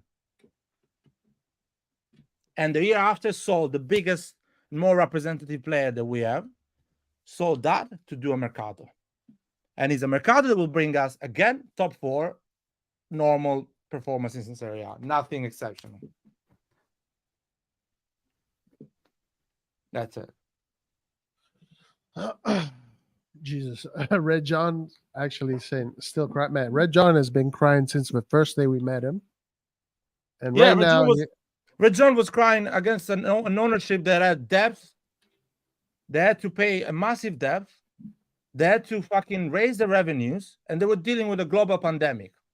He cried with that ownership. He said, "Why are you not bringing Mbappe? Why are you not bringing big players? Why Diaz is playing for Milan? Why Selemakers is playing for Milan?" He was crying for 2 years on a team that won the league, qualified to the Champions League, and actually was playing good football, but he, of course, forgot everything.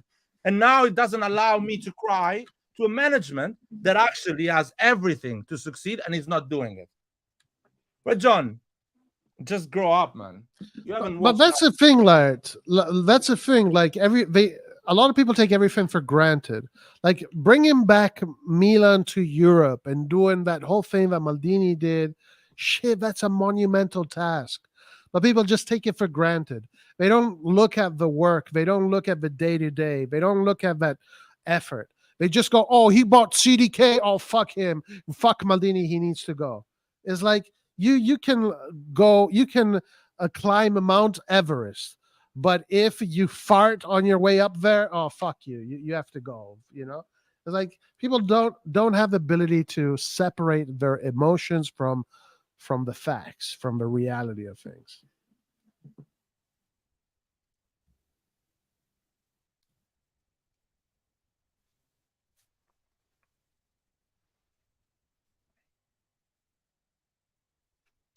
I was cried against a notion that left us with players like Diaz, Salamakers, and Messias. You keep saying they didn't invest when, in fact, they sold Tonali for 16. Selling Tonali is not an investment. Selling Tonali is a cop-out. Selling Tonali means I got no money, and I'm going to take this player that Maldini created with his football acumen, and yeah, that's not an investment. Gave 10% of that to Brescia, and we spent 120 million. By the way, I explained, Red John, why that ownership brought us Diaz, Selemakers, and Messi. I explained it to him. He just doesn't want to listen. That ownership got a team that was finishing 7th. They was not playing Champions. They had no Champions League revenue. They had the worst commercial deals, and the stadium was empty. He knows that. I've explained it to him, and I'm explaining again. That's why they brought those players. And that ownership brought those players, won the league, brought the team again in Champions League, raised the revenue, and gave it to Jerry. I told Jerry, now this is yours. Get rid of Diaz, Messias, Selemakers, and build a good team. And Jerry, what Jerry did, Jerry gave 40 million to Maldini, fired him, sold our most representative player, and they did a marketing a transfer window that people are excited and getting a boner. And Rajon is pretending like, oh no, I'm not sucking Jerry's dick. No, absolutely, I'm not. I was actually crying about a serious reason. Rajon, you're a clown, man. You cried 2 years in a row to a management and the ownership that did and invested more money on their own pocket than Jerry Cardinale. That's the reality. And by the way, and you know how people reply to me? Oh, still crying. Oh, still crying. Man, I have high standards. At the end of the story, I am the one that has high standard. You have the low standard because you're accepting this. and Laird, you know what's ironic? You know whose 120 million this is? Yeah. Whose is it? Oh, it's Elliot's. It's Elliot's money. Dude. It's not even his fucking Eddie money. Elliott owns Jerry Cardinale still. And Rajon. He owns Rajon as well. It's hilarious. But listen, this comment here like makes me really sad. Like it really makes me sad for humanity. Why are you guys still talking about Maldini? This management has gone 3-0 and are top of the table this year. Like this is what I'm saying. Like, bruh, this is what happened when casual fans joined this sport, man. That's what happened, man. Why are we talking about a guy that won everything with Milan and made Milan what it is? We should just celebrate those 3 wins. Just delete Maldini. That is the life we live right now. Just forget about Maldini. Maldini is nothing. How long did it take us to get back in the Champions League? What was it? 7 10 years. 7 years. 7 years. 7 years of fucking dragging our balls through glass. Here comes Maldini, fixes everything, brings us back to the Champions League, wins us a fucking Scudetto, takes us to the semifinal of the Champions League, and this guy says, why are you guys still talking about Maldini? We won 3 games and we're top of the table. By the way, we're not even top of the table. Inter is top of the table on goal difference. Like you see, like what the hell, man? What are we doing here? That's fine, man. And by the way, we're not talking about Maldini. I'm talking about Jerry and what he's doing with the club. Maldini is just explaining what he's doing. Forget him. No one is talking about Maldini. I'm talking about how much Elliott spent, the way Elliott did run the club, and in what condition Elliott took the club. And I'm comparing it in what condition Jerry Cardinale took the club. And you can see the differences. Forget about Maldini, man. Why you focus on names? See the bigger picture here. Elliott took a team that had a revenue of 220 million and was spending 300 million. So he was generating, losing 60 million every fucking year. He took that team. He cleaned it up. He made it successful financially and sport-wise and sold it to Jerry. And Jerry is making a shit show at the moment. I'm not talking about Maldini. Forget about Maldini. Maldini is a person. You can like it or not. I'm talking about the project. But you cried 2 years on that management, on that ownership, and now you're sucking dicks on this ownership, which is spending less, managing with less ambition, and disrespecting legends of the club that made this team big. The team you're seeing, the one that got the 3 wins in a row, is a team built by Maldini. The 3 most valuable players in that pitch, or 4, are bought by Maldini. Mike Maignan, Theo Hernandez, Leao, Giroud, Ciao, Tomori, Kalulu, Krunic.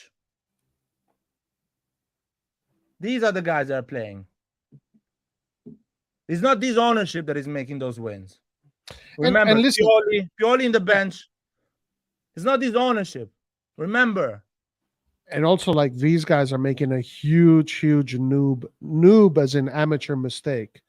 They're talking as if, because it's still early, right? But they're talking as if Furlan and Moncada are never going to make any mistakes. That every single player they get is going to be a super success. Guys, there's no DS in the history of football that gets every player correct. Okay? So when they talk about Maldini's mistakes, it's just because you still haven't had the opportunity to see Furlani's mistake. If you think Maldini can make mistakes, you think Furlani's not going to make mistakes?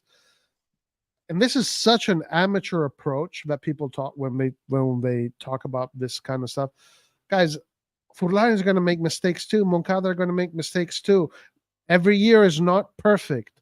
Even, actually what these guys are saying, like here, like Red John, right? Red John says, we finished 5th. Therefore, it was good to change. So Berlusconi in 98, finished 11th. I'm sure there was thousands of Red Johns saying Berlusconi out, Galliani out, all these guys need to go out. These guys fucked everything up. Maldini's finished. Maldini out, Maldini is finished, Baresi, everybody all out. But they never thought in their head that maybe in a few years they're just going to pick themselves up again and win a few Champions Leagues and another few Ballon d'Ors. No, these things don't come to their minds. It's all about now. My feelings are hurt now. Therefore, we got to take action now. It's not how it works, guys. You guys are go ahead. Yeah. I want to reply to this one. When Lard was saying about the Liverpool project. Yes, I was saying about the Liverpool project to get out of that mud we were in that period with the Elliott period. We needed that project. And I was talking about the Liverpool project on the Leao situation. Leao was a player that there was a period that he was getting, he was flirting, or let's say other big teams were attracted and wanted to sign Leao. And I always I see football in a way that if an extremely talented player doesn't want to stay and wants to leave, I will always respect that decision. And I will always back up the ownership for allowing that, because at the end, these are free people. If Leao wants to play on a bigger team, you sell him, you take the money, and you rebuild the team. So I agree on that concept, on selling someone at a high price and rebuild the team when that player doesn't want to stay at Milan. On the case of Tonali, on the case of Leao, as we saw, and on the case of Theo Hernandez, they want to stay at Milan. So you build on them. So what I'm saying about the Liverpool case is when a player wants to go, Coutinho wanted to go to Barcelona. It was a massive opportunity. It was a massive opportunity for him to go and play for Messi, and at that time, one of the most attractive teams in the planet. Liverpool was finishing top 4, second, not winning leagues. So he wanted to go. Therefore, you do that to rebuild the team as a Liverpool, and you, as a Coutinho, want to go something better. But Maldini already had built a team that won the league. He managed to keep those talents. Fucking double up. Give him the money to put another Leao, to put another Tonali, to put another Tomori, to put a better striker. So everything Rajon is saying, I reply to him with proper answers that he doesn't know what to say.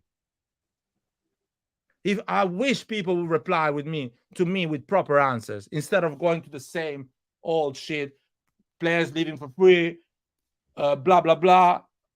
Always the same thing. Diaz, Selemakers, Messias. That's the replies. Replies of a 5 years old damn ass. That's are the replies I get. I give them analysis, proper analysis, and they give me 5 years old damn ass replies.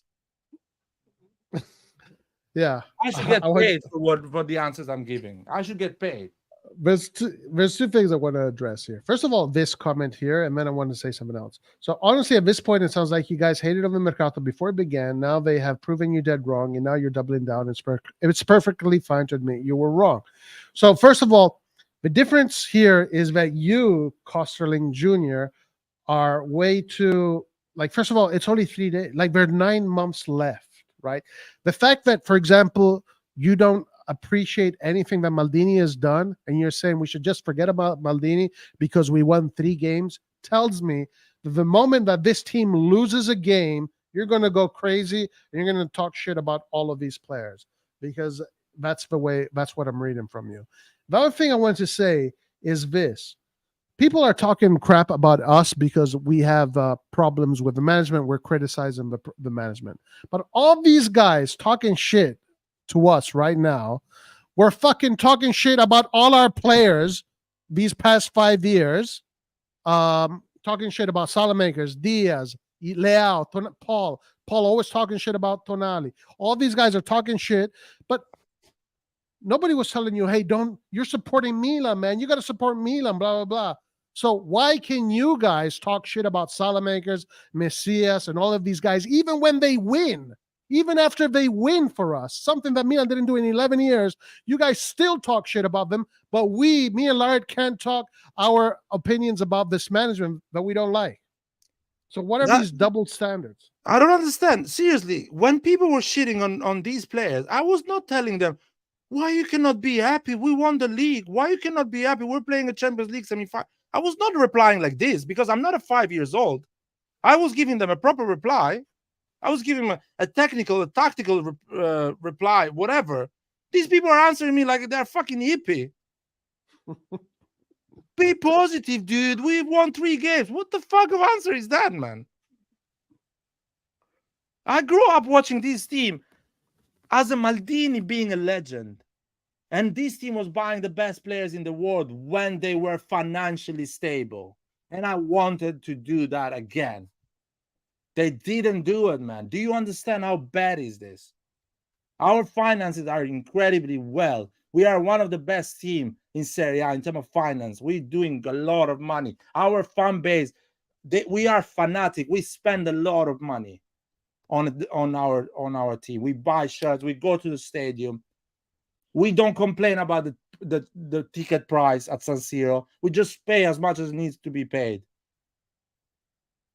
I don't understand why the ownership should not invest in that team. And I'm not asking for Jude Bellingham, Erling Haaland. I'm fucking asking for 30, 40. I'm asking for a 24 years old striker. I'm asking for players that Atalanta, Lazio, Roma buys. Not the fucking excuse, oh, Serie A is shit, we don't have any money. No, man, other teams are buying the players we are supposed to buy. And I was not asking for those players when the finance and everything was going shit. Because everything has to be gradual. You go from 0 to 2 to 3 and after to 10. We were at 6, 7. We're staying there. We're staying 5, 6, 4. That is the level we're staying. What's wrong with me or getting Balogun 45 million euro? Why not? Why we should end up on a second choice of Fiorentina striker, Jovic?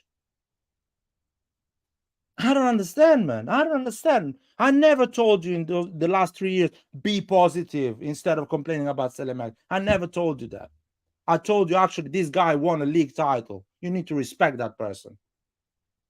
And one day he will leave, and I don't give a shit. He will leave, and I will move on and keep following Milan.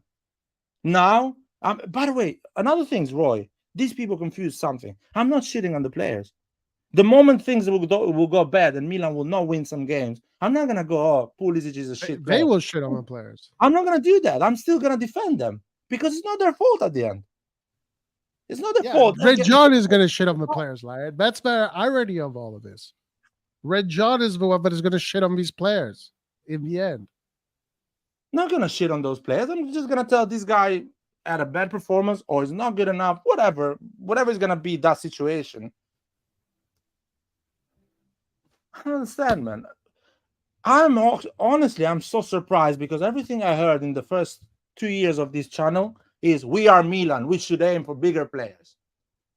Now that we are actually Milan, Champions League semifinals, title winning, now that we are actually Milan, these people decided to say, no.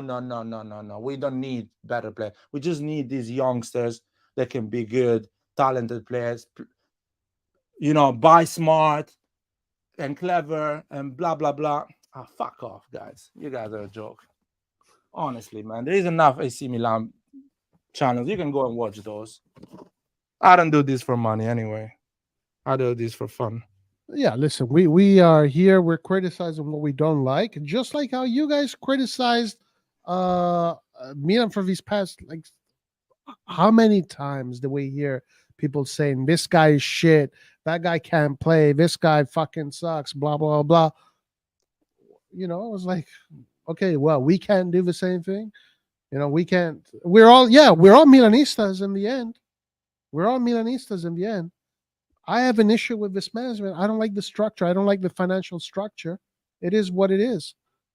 And the thing is, like, some of you guys are talking about this club as if this iteration of Milan, as if we've won. We haven't won anything yet.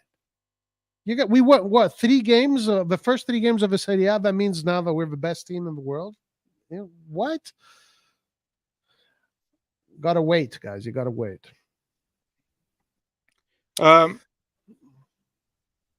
Yeah, I'm saying that Chukwueze gives me Castillejo vibe. Yeah, I'm saying that.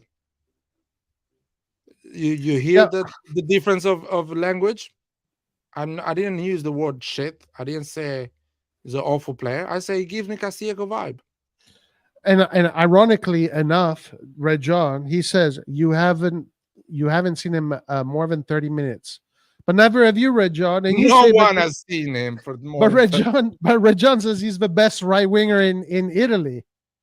So Red John is the one that he sees just AC Milan. He hasn't seen one Villarreal game.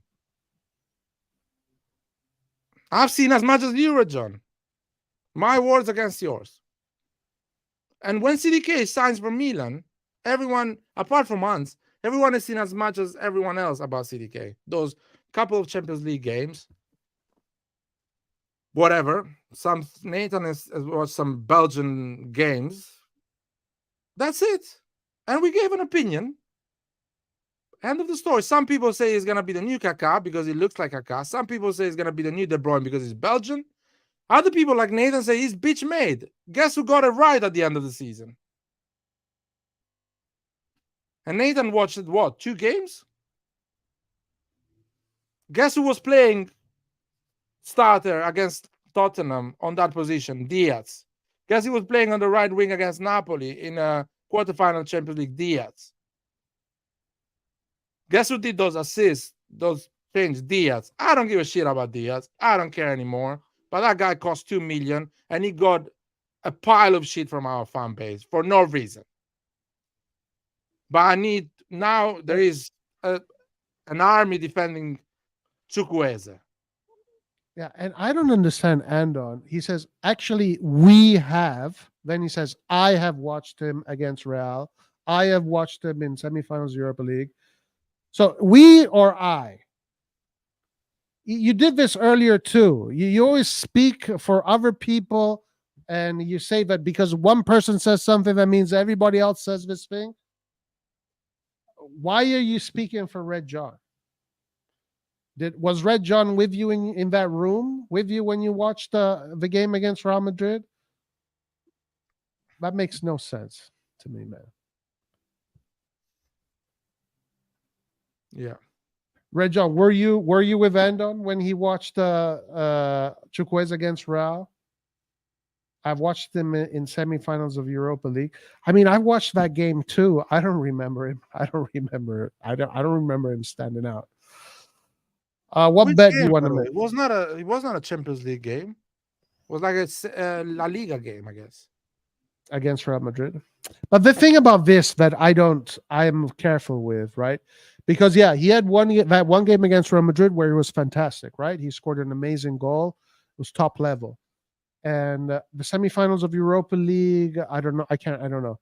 But, you know, let's say if I've only watched the Brahim Diaz game and it was against Napoli or against Juve, yeah, Brahim Diaz also looks like, you know, the best freaking cam in Italy. I can do that example with everyone. I can do. I watched Tomori against Tottenham, the 2 games against Tottenham and the 2 games against Napoli in Champions League. Fucking Manchester United should pay 80 million for Tomori. You know Tomori is not worth 80 million. You know the mistakes Tomori does and what problems Tomori has in the pitch. You know that. But if you watch those 4 games, you will think Tomori is the best defender in the planet at this moment. I mean, we watched Enzo Fernandez in the World Cup. Everyone watched Enzo Fernandez in the World Cup. Are you watching Enzo Fernandez now with Chelsea? Are you watching him? Are you actually watching him? Please go and watch him. And let me know.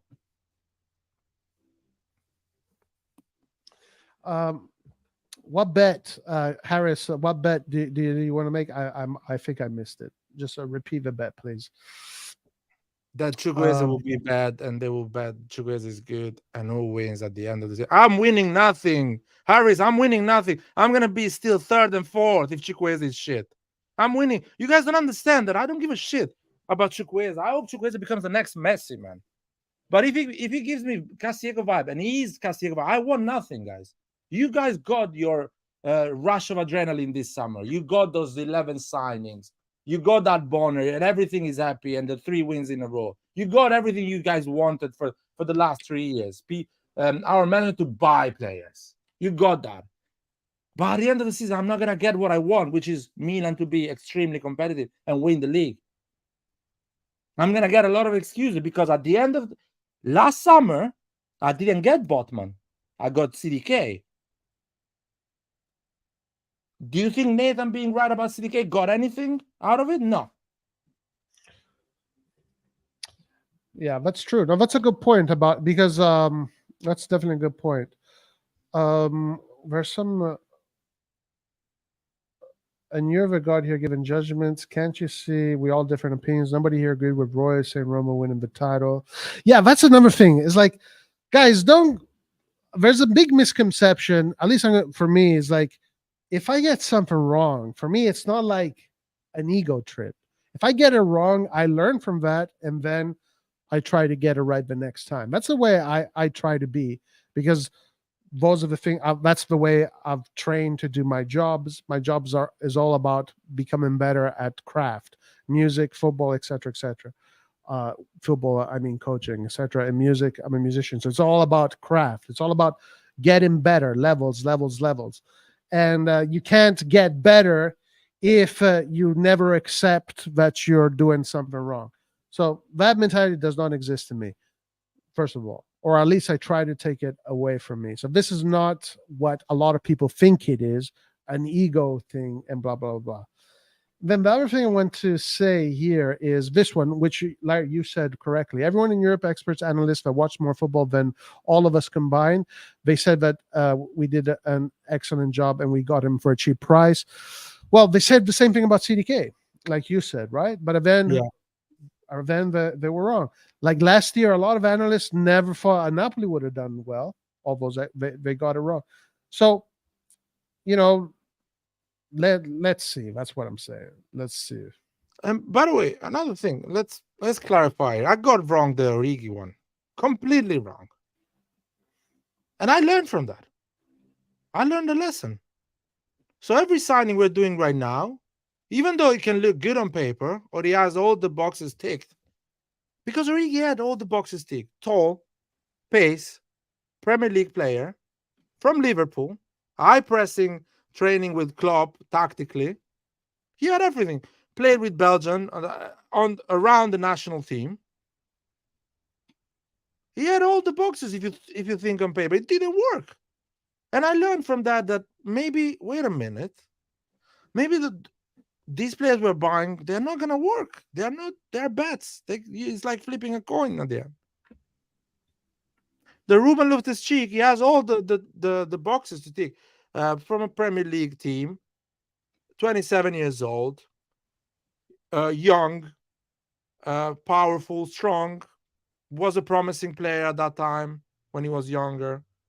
So I was like, he can be another Origi on my book, or he can be a good player. I don't think he will change completely Milan and be in the history of Milan. He will be a good player at the end, like a lot of other players. But I am built different. I'm not gonna shit on Ruben Loftus-Cheek if he doesn't perform like Modric, because I'm not expecting him to be Modric. A fan base here were expecting Selemakers to be Mbappe, and they shitted on him. I didn't expect for Selemakers to be Mbappe or for Messias to be Messi. I expected from them to do the job and help the team achieve points, and that's what I'm expecting from Ruben Loftus-Cheek. So I'm not gonna shit on him at the end of the day. When he will have bad games or bad periods, I'll be okay with that, because I'm not expecting the new Rijkaard or the new Modric. That's it. I'm expecting third place. if Ruben Loftus-Cheek reaches that 4th, 3rd, 2nd, so top 4, I would say is a successful signing. But the level is still there. We didn't grow. Yeah, and Harris says you said that Milan is not at the same position it was 4 years ago. I think he's talking to you, Larry. You said last year, not 4 years ago, right? Didn't you say last year? For what? Sorry. You said that Milan is at the same position it was 4 years ago, and that we took a step backwards. I bet Milan will be top 2 and go through group stages. Yeah, 4 years ago, Milan finished top 2. 3 years ago. I said 3 years ago. Finished top 2. So technically, and we fight for that top 2. It was not easy. It was not smooth. And I think we will fight for, and by the way, I don't consider that, first of all, that season we finished 2nd, but it was saying top 4. And we fight for that top 4. We got that top 4 the last game of the season. In my opinion, we will fight for top 4 this season again.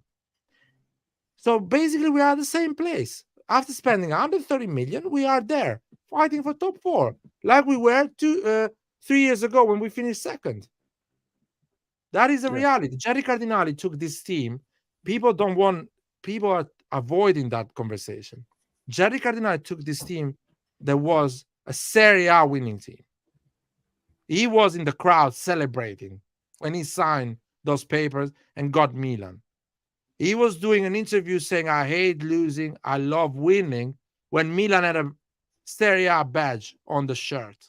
And starting the season, he was at the stadium when Milan won 3-2 against Inter and played great football. So this is the guy that spent 40 million after us winning the Serie A. This is the guy that you guys are protecting, that you guys are giving trust and think he's going to do great things. This is the guy. Yeah, and I want to add to that, guys. Even if, let's say, Milan wins the Champions League, the Scudetto, this is just me, okay? I'm just talking for myself. Milan wins the league, the Champions League, everything. I still don't like the management. I still don't like the structure of the management, okay? So it's got nothing to do with being right or wrong or anything like that. Question, please. We are where we are. What would you do winter Mercato to make it a winning team? I don't know. For me, it would depend on what situation we are by then. I guess if things are going badly, we will know what is going badly. I'm assuming, just logical deduction, this defensive center mid is a thing that we need to address, and having another center forward, a proper center forward. Like, we need a top G center forward, not Jovic that doesn't know, still trying to find himself as a human being, you know. And we need some guy to really push Giroud, you know. So I would think those two positions still. I don't know, Light, how would you answer that question? Yeah, I mean, these two positions for sure, but we come in January that probably we need a center back because all the center backs we have are not good enough. That can be that as well. Yeah. Or we come in January that we are top of the table and the team is performing extremely well. Everything is perfect. There's a lot of things to say. Or I'll be honest with you, Roy. If this team doesn't go through the group stage, so we finish 4th in the group stage of Champions League, I don't want any signing for January. It's a waste of money. It's a panic buy. You don't buy the best option you can buy in January. I don't want any signing, in my opinion. You should just go stick with your squad, go through the season, finish top 4, win the league, whatever you can do, whatever you're fighting for. And buy the big boys in the summer, the right ones, the ones that you need to build a team around. Not in January. In January, you will have some good deals, of course, or some buy panic, you know, because you're out of the top 4, or if a team is challenging for the league, I don't think you should buy anyone. Maybe you should buy some experienced player that will help you those 6 months. But I don't think we should buy anyone, because that means it's a good team if it's fighting for the league. Yeah, it will depend on how the league goes, I guess. Adnan says, different CDK played in Belgium league. Chuk comes from La Liga, and Chuk is not 20 years. No, these are true. Like Chukwueze is 24. He's already won a Europa League. He's been in the Champions League. He's playing in the Liga. So he should be able to adapt well, or just be he should be able to be a valuable player. He should be able. But one thing that people got wrong, and people fucking killed me for this opinion that I had a few weeks ago, when I was thinking about Pulisic and Chukwueze, and when I was looking at those friendlies, I was noticing that Pulisic was playing and he was the starter. It became quite obvious to me just by logical deduction. Pulisic is the America's best player. He is a captain, huge. That even if the US is not an elite team, still it's a huge responsibility. It means you have big charisma. You look at him play; he's a playmaker. And then you look at Chukwueze play just by his highlights and the little things, you just decide, okay, he's not Nigeria's best player. He's not the captain of Nigeria. He doesn't have that charisma. He doesn't have that personality. And from a tactical standpoint, we already have a player like that on the left.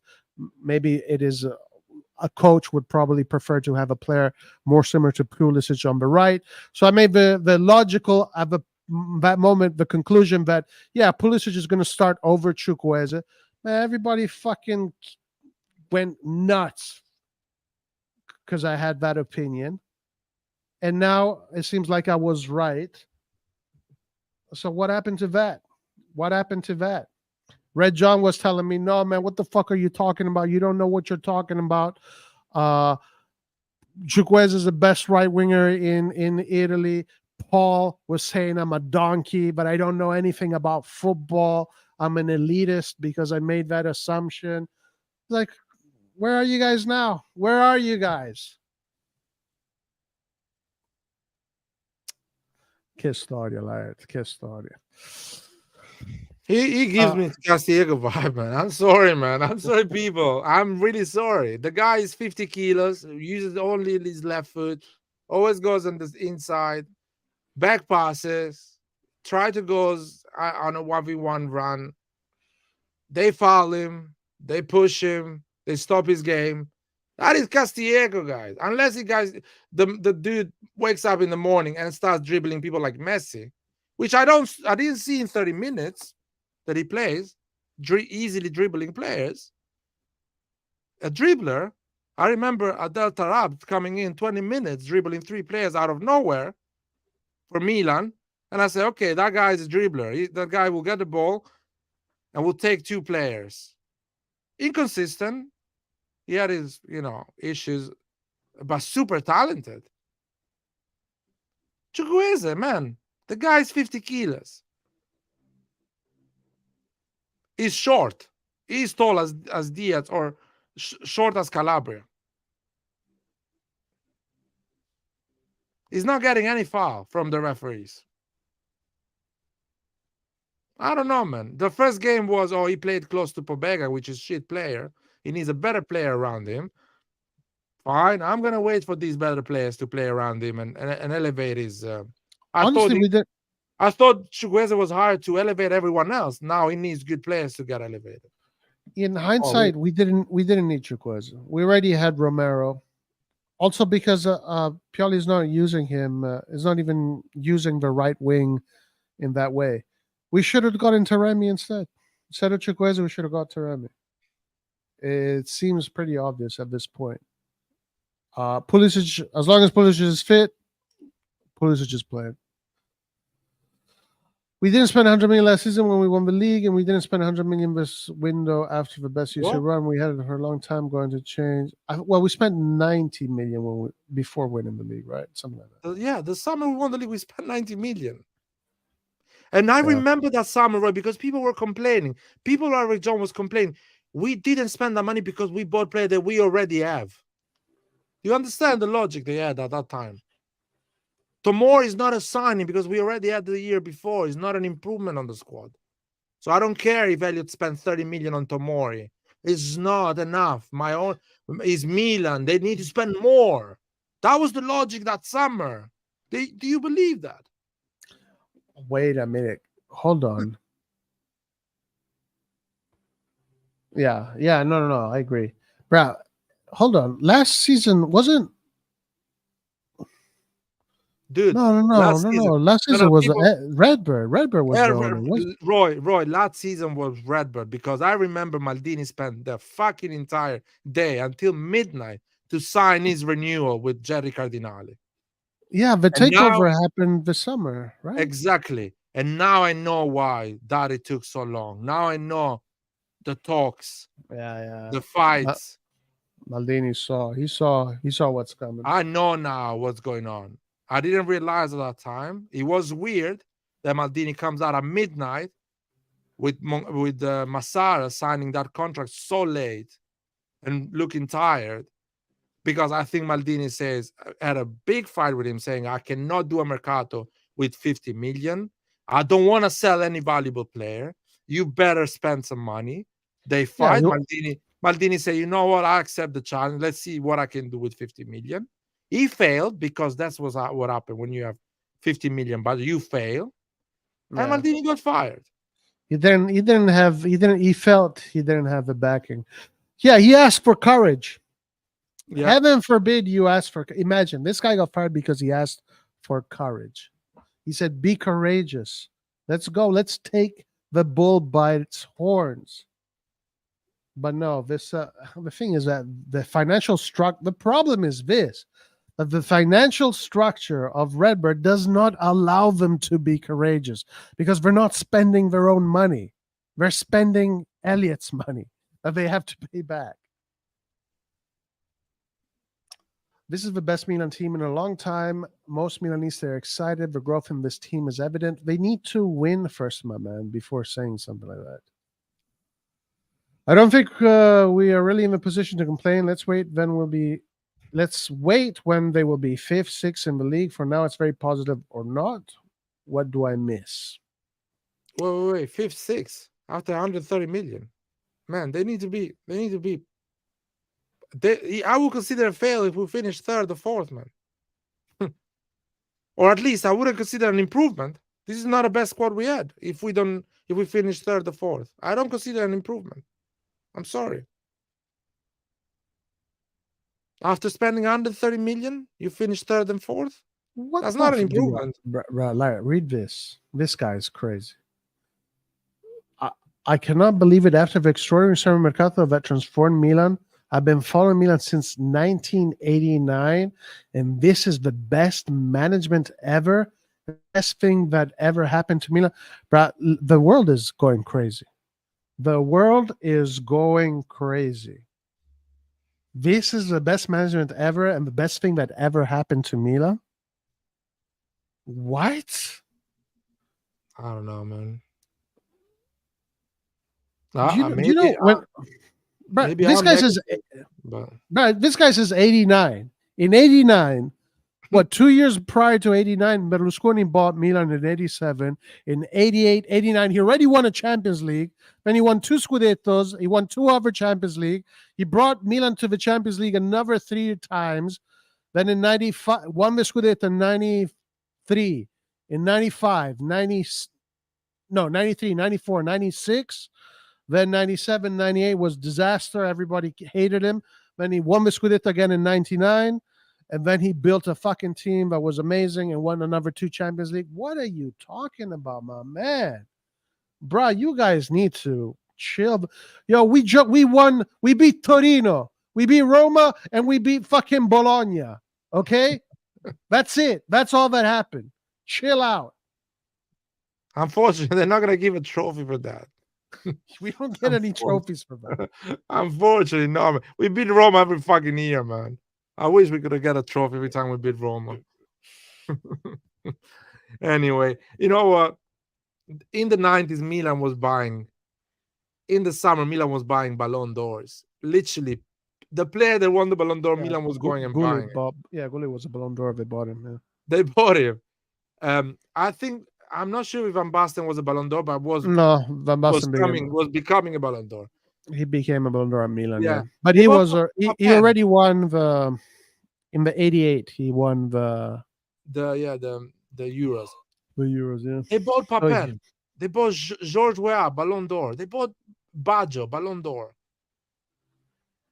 They were doing the opposite at that time. They were doing the extreme opposite. They were going with the flashy side, the Yeah, real deals. But anyway, you know what? I see there is 40 people watching this live. I think 15, same 10, 15 people are writing on the comments. So in my opinion, there is some silent viewers that think like us. They are skeptical. I would like people to call me skeptical, not negative. Yeah. Because I'm raising concerns that are possible. People need to understand there is a possibility that the players we bought, they don't win the league.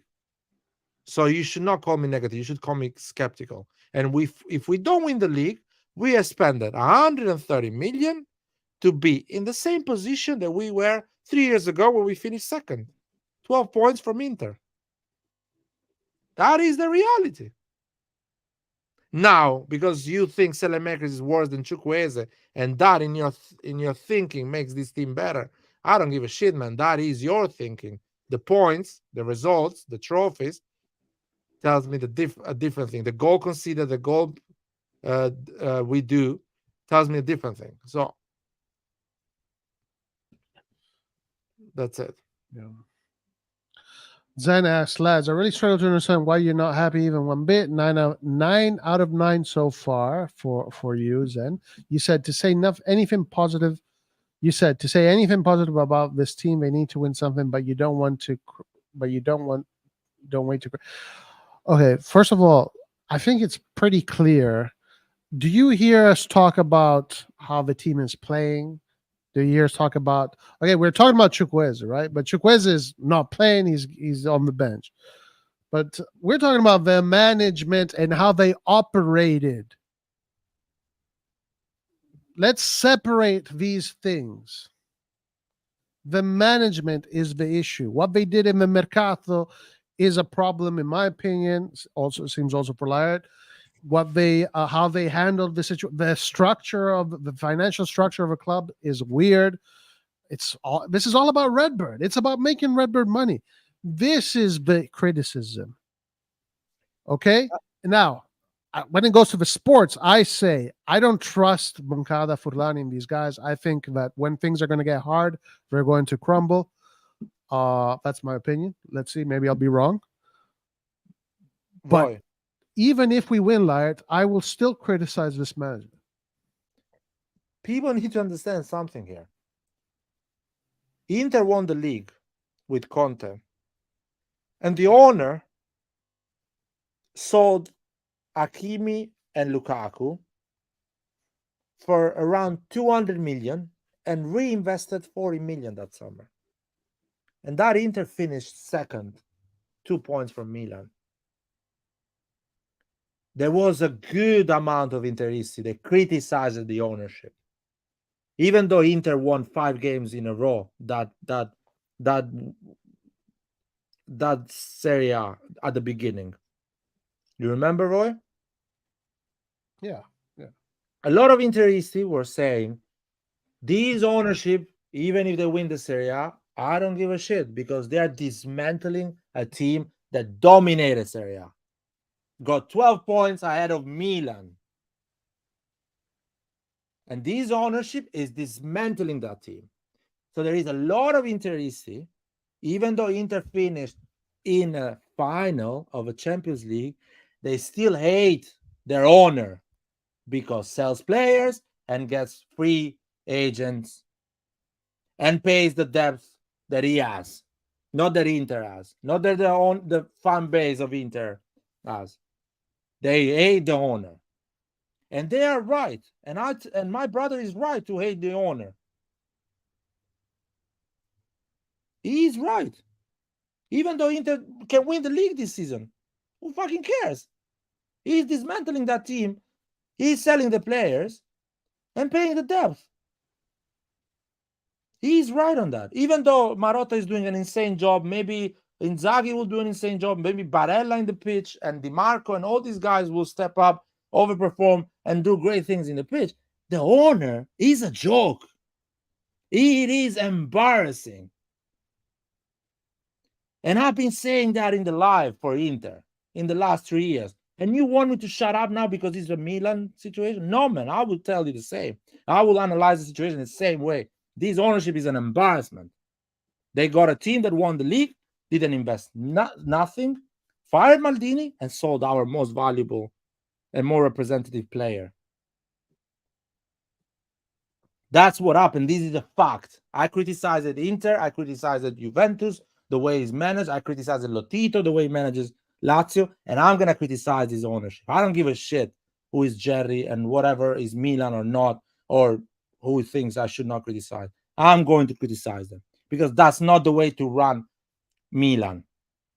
You don't drive a car like Milan 20 miles an hour to save gas. Good point. Good analogy. You do not drive a car like Milan 20 miles an hour to save gas. That's exactly a perfect analogy. Perfect for Milan. Yeah. Yeah, yeah. Sandro Tonali says, Roy, if we beat Inter 3-0, then what will you say about the season? Man, this season ends in June, brother. June. 9 months.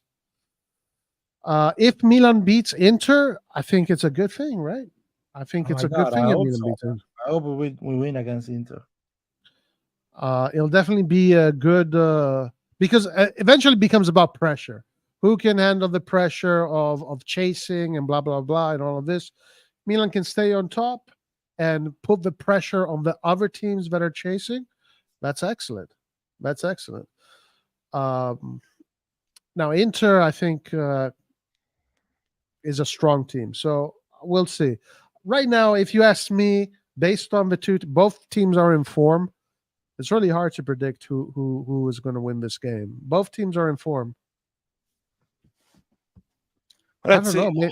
Maybe a tie. Who knows? Maybe I don't know. It's too early to predict it because we need to see those games, the national team games. Yeah, There's injuries, fatigue. There's a lot of.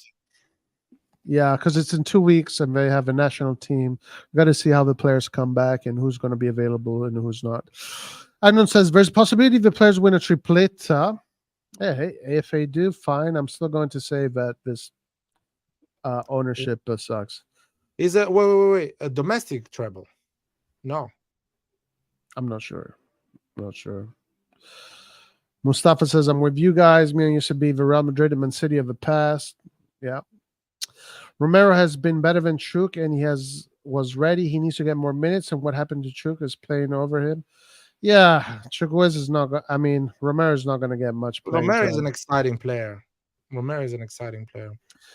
Well, Andon, we got to see. I mean, with all due respect, Andon, you also last year thought that the management did a good job. A lot of people thought the management did a good job last year too, but then we started. Listen, the pitch we will know in 9 months from now. But I am convinced that when this team has the pressure and their back is on the wall, the structure, the backbone of this club, Jerry, Furlani, Moncada, and all of these guys, we're not going to be able to handle it. We're going to melt like butter on a frying pan. I am so convinced about this. And this is going to reflect on the whole structure. Panic is going to destroy this club. These people, I don't think they have the experience, the knowledge to handle a club like Milan. That's why I was confident with Maldini, Gazidis, Massara, because these people have that experience. Amazing experience. These guys, I do not have any confidence at all. So if they win, okay, look, if they win everything this year, yeah, I was wrong about Furlani. Furlani has got balls of steel. But I don't think that's the case. If you ask me to bet on it, I would bet that he can do it.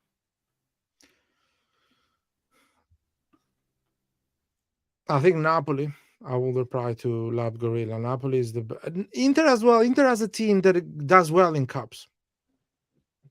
Weirdly enough, because it's a clever team. If you think about it, the players they have, they're clever. They play on their strength.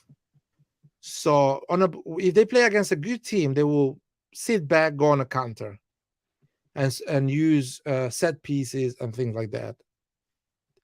If they are better than the other team, they will go on quick transition.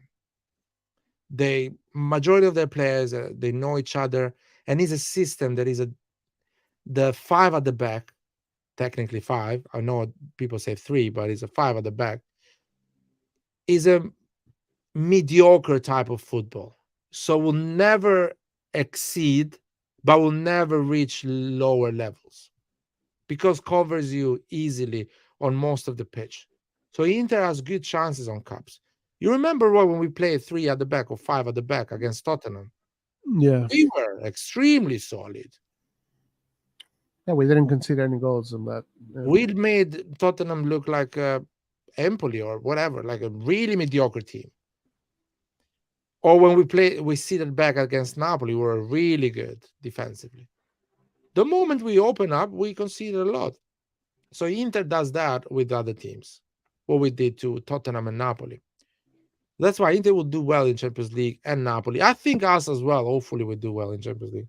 I hope we do well in Champions League as well. Because as far as the Champions League, I do not have any concerns at all. Maybe I'm being too, I don't know, maybe I'm being too positive, but it's not that I think Milan is fucking Saki's Milan. I just don't think the other teams in Europe are that good. That's the way I see it. Yeah, hopefully, man. I think we have a chance in Champions League to do a nice run like we did a year ago. Because more or less the team is similar, you know what I mean? When I say he didn't improve, I mean it. Is a similar level. And if we were to achieve semifinals a year ago, we should achieve it this year again. Or attempt at least to do it.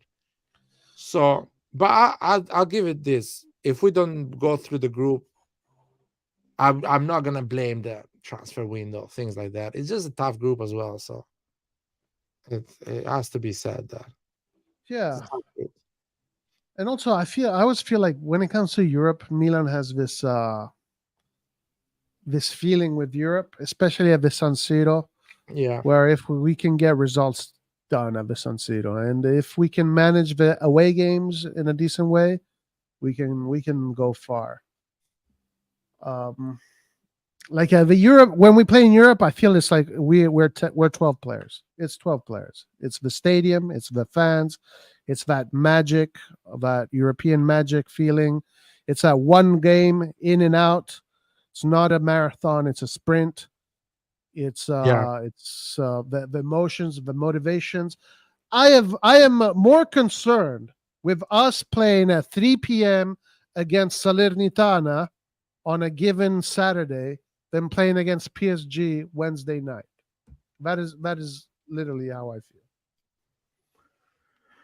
No, I agree with you, man. I totally agree. And European football is open football, so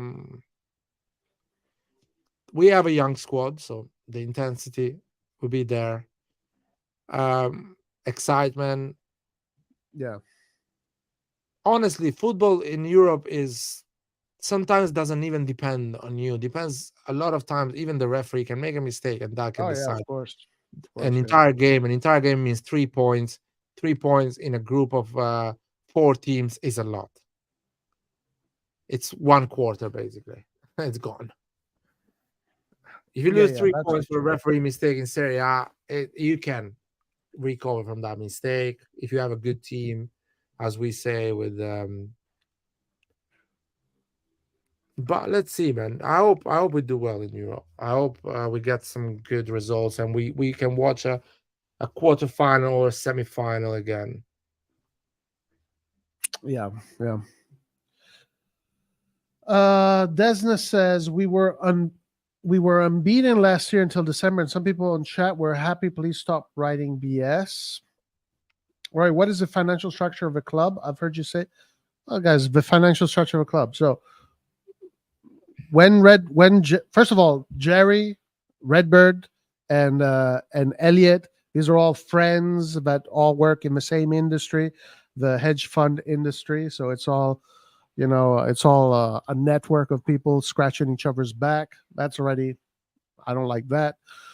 That's one. Two, we bought the club. Well, Redbird bought the club on a vendor's loan, meaning that Elliot gave Redbird the money to buy the club, and now the commitment is for Redbird to pay back Elliot, which is another thing that makes no sense to me. Like, what is that? And the other issue is that Redbird did not buy Milan to win trophies. Did not buy Milan to make Milan this great club, legendary, blah blah. Redbird bought Milan in order to make a profit. They bought Milan so they can keep it. These are Jerry's words. These are not my words. They can keep it competitive, build a stadium. Once they build a stadium, it's going to be an appeal, and it's going to be an appealing club to sell. Then we're going to sell it for a profit.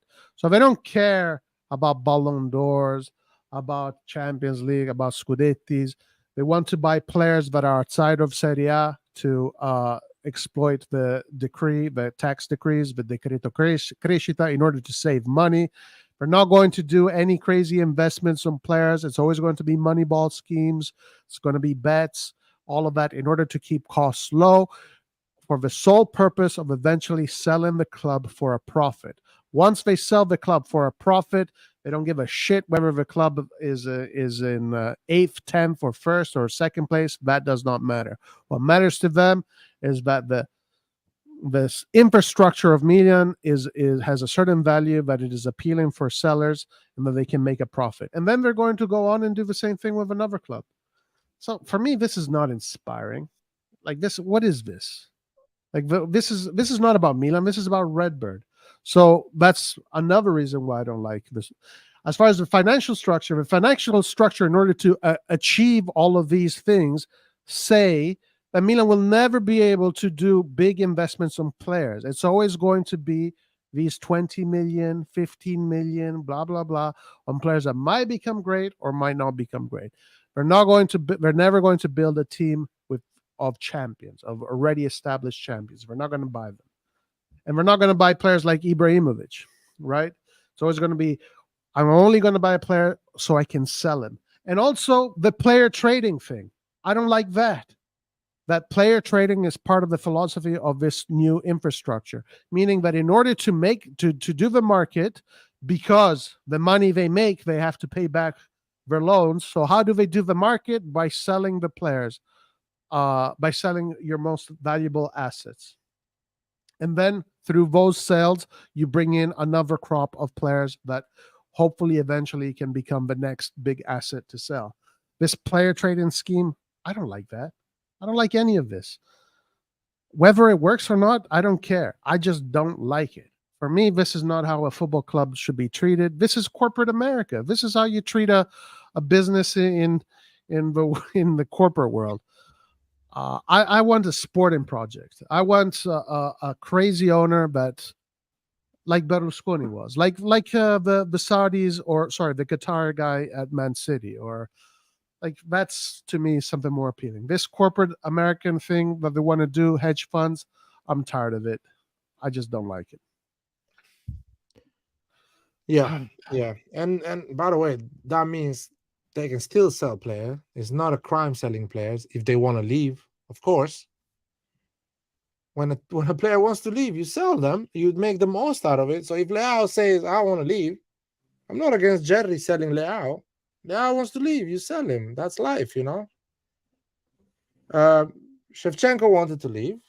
Fine, wanted a new challenge. He's going. Kaká wanted to go to Real Madrid. I'm fine with that. No one went to Kaká and said, yo, dude, you need to leave. You need to go. Find a club.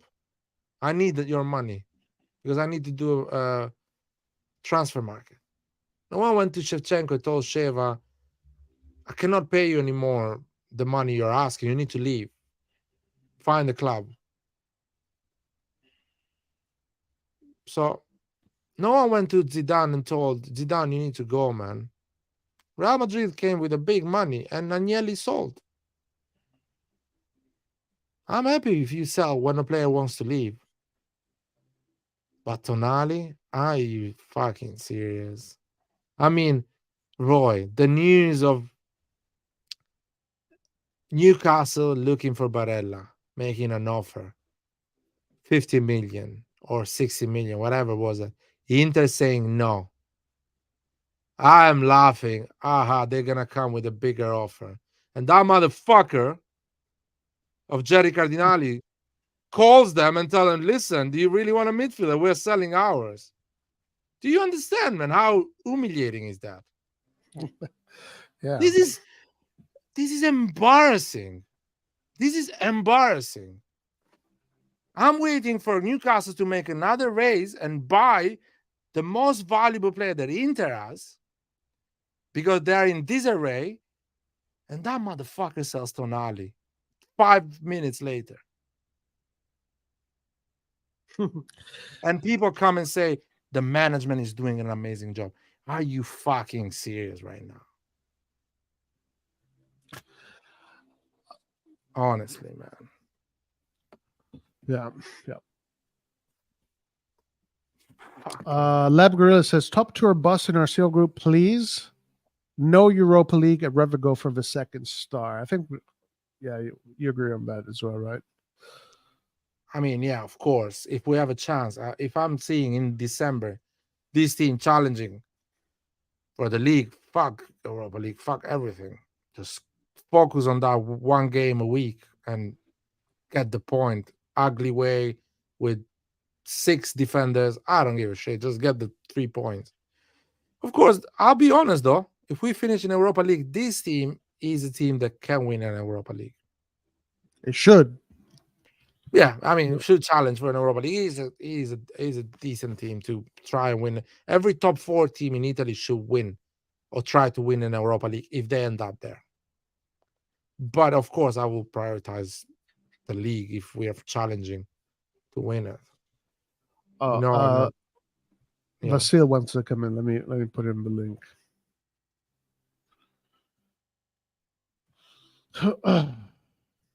Yeah, I agree. I think if we don't qualify for the group stages, forget Europa League. Just go for the league one game at a time, and it'll be perfect.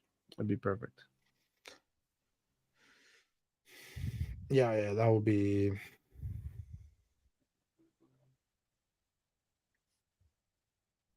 No, and don't say it like you were there in the office, man. And of course, when I say things like this, I'm speculating. But it really felt like this, man. The news from Barella is Newcastle is trying to buy Barella. And fucking 24 hours later, Tonali is going to Newcastle. So it feels at least like we fucking called them. We told them, listen, we have a player to sell. We are willing to sell. Yeah, and I think that, you know what? And now thinking about it, I think they wanted to sell. They want to sell the players that don't allow them the decreto crescita, because eventually, if you want to renew Tonali and keep him, right, in a few years, you're gonna have to pay him a lot of money, 5 million. And I was looking at the difference between Leao and Bastoni. So Leao gets 5 million or something like that, right? But because of the decreto crescita that we were speaking about earlier, his gross is 7 million or something, right? And I was looking at Bastoni. Bastoni makes the same amount that Leao makes, but Bastoni gross is 10 million. Yeah. So they want to save money. And Tonali, you cannot save money on Tonali because of the tax thing. So I think they want to get rid of Benacer, want to get rid of Krunic. Now I'm speculating. Want to get rid of Krunic, they want to get rid of Benacer, they want to get rid of Tonali. They did. They want to get rid of all the players that do not allow them to get any decreto crescita. And this is why they're not going to get any new Italian players that are coming up. We're not going to get anybody from the Serie A unless it's for very cheap. That's another reason why I don't like this management. This is another good comment here. By the way, how's it going, Vasily? I'm just talking about this comment here. It makes a bit sense. No striker, no defensive midfielder. We bought 3 right wings. Let's say 2 right wings and 1 left wing. Okafor and Chukwueze Pulisic. and 3 midfielders, and none of them is a defensive midfielder. So it feels a bit like it is an unfinished job. It's not properly done. They Yeah. could have done it properly. They could have signed Kamada on a free and get that defensive midfielder. You know Right. what I mean, Roy? Yeah. They could have kept Selemakers and get that striker. Yeah. And felt more of a done job, because you would have Pulisic as a starter, Selemakers and Romero fighting for that second position, Okafor on the left with Leao, and you get Kamada on a free. And Kamada is an example. There was a lot of other midfielder on a free they could have signed, or on loan, whatever, of ranks for 12 million.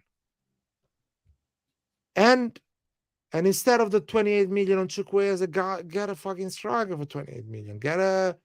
Give a Taremi a proper deal and sign him for 20 million. You know what I mean? That would have felt more of a finished business, more of a complete market. I would have started to think about it like, you know what? They did us dirt, but at least they built a team with a head and with a tail.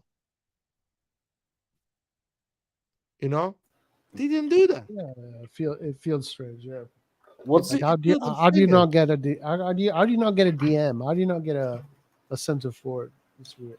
It felt overloaded in some position and a bit empty in others. So weird, man. Literally so weird. Yeah, anyway. what's going on, guys? What up, Vasil? How you doing, man? Not too much, man. Just came back from work. Fucking work like 12 hours today, man. Ah, Jesus fucking Christ, man. Anyways, man. So what's going on here? You guys predicting for next season? For Yeah. this season? Yeah, I we mean? did. You want to give your prediction? You want to give your top 7 prediction or your top 6? Sure, man. Top 6. Milan, numero uno. Okay. Juventus second, Inter third, Napoli fourth, Atalanta fifth, and Lazio sixth. Okay, I know why you put Milan first. I'm not asking. I mean, you rate Milan and the team and whatever.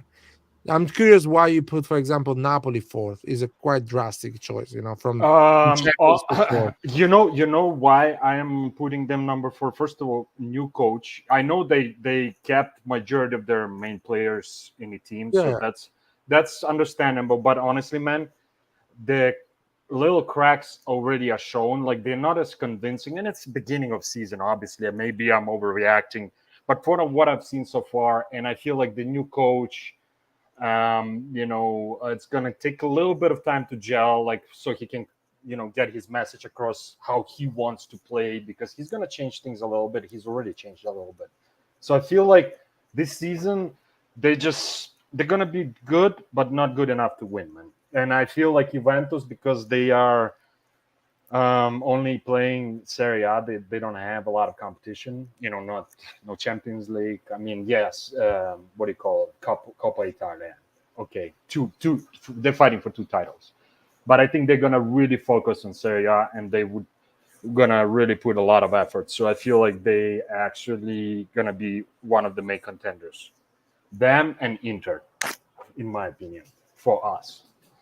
So those 3 teams will be fighting. It's going to be very close fight too. If I forgot to mention that's going to be a very close fight too. So it could go anyway between those 3 teams. Obviously, I'm putting Milan first, but it could be either Inter or Juventus too.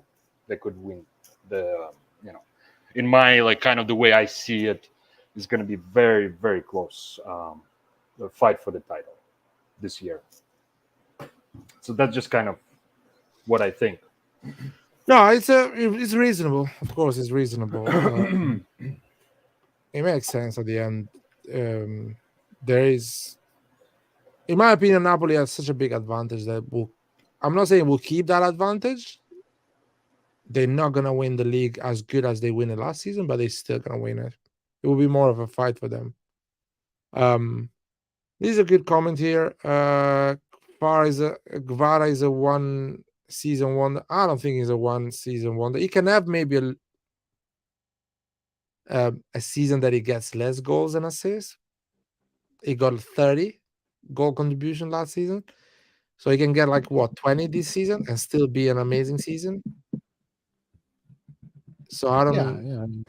I totally I will listen a little bit to what you guys were saying. I totally understand where you guys coming from, but honestly, man, for the first time in a while, I feel confident about our attack. Yes, the ideal transfer market would have getting like a proper number 9, but overall, I feel much more confident in this because we are not depending on Leao as much as we depended on him for the last 2 seasons. So that's a really good advantage, and we have a little more better choices, in my personal opinion, than what we had before. So yeah, midfield, defense is a little bit questionable for sure, but I just have a good feeling. I don't know how else to put it, man, in words. So I mean, as a supporter, is your right to have good feelings on a team that had 3 out of 3 wins, and as how can I say it? Until we don't start losing, we should be positive. And I in mean, all like, aspects. honestly, like this positivity, not just, I don't know, like how to put it in words. It's not just, it's hard to explain, man. It's actually like a real solid gut feeling, man. It's not just because we won 3 games and I'm already like over the heels. Oh my God. No, no, no. It was before the season started, man. That's how I felt. So I don't know, man. That just, and I might be completely wrong, man. I'm going off my gut feeling, actually, not, and maybe not using statistics and analyzing that much. This time, it's literally gut feeling, man. Yeah, my gut feeling when I go with, but not only gut feelings, just looking at the people. I go back to the inner structure, the backbone. I think those guys there don't have enough experience to take out Milan when things get hard. I think they're going to have to learn a lot of lessons before they can actually be able to make Milan a top level team. I think they have to learn a lot of lessons. Maybe in the future they can, and maybe in a few years they can. I think right away is a little bit difficult, but who knows? Maybe I'm wrong. Maybe the backbone right now is super good, and it is what it is. But I want to see, because I think when things get difficult and the club starts dropping points, I want to know how they react to that. I want to see how if they have the ability to bring everything back together, or if they panic, like what I think they're going to do, and just melt. You know, That's what I'm curious about. you know what I think? Like for me personally, the biggest task this season is going to be obviously next game. That's going to show what we really are made of so far, and if we can withstand playing against really good team. I mean, Inter is playing good football too, so you got to give them credit when it's due. Even though I don't like to do it, but I have to. Um, You know, for me, the Inter game means nothing, but it doesn't mean anything in terms of winning the title or not, because we beat Inter last season and we didn't win the title. Actually, we end up really bad from first place, and we were quite convincing attacking wise in that derby. So let's say we beat Inter again. Let's say 3-1. I don't know if this team can still win the league. I still don't know that. For me, it's more like a matter of time, not who are you playing. I agree with you. Against big teams, we usually play pretty decent football. I would also add to that our issues were also mid-table and smaller teams that we would stumble across throughout the season. And this season, though, I feel like we have a little couple more options to open up like those smaller teams. It's not just one direction, left flank. That's all we got. Like last year, for example. So I mean, as I said, I do have a good feeling about this offense. I'm not as worried as I was last season. Last season, I was worried about this offense that we had. So I mean, I agree with you. That game is not necessarily means if we win even the game that we're gonna win Scudetto. Sure not. It's consistency, obviously, and breaking down those smaller teams, man, where we had in the last 2-3 seasons issues, man. Well, hold on. 50 years, 40 years issues. I mean, It's embedded in you know what it is?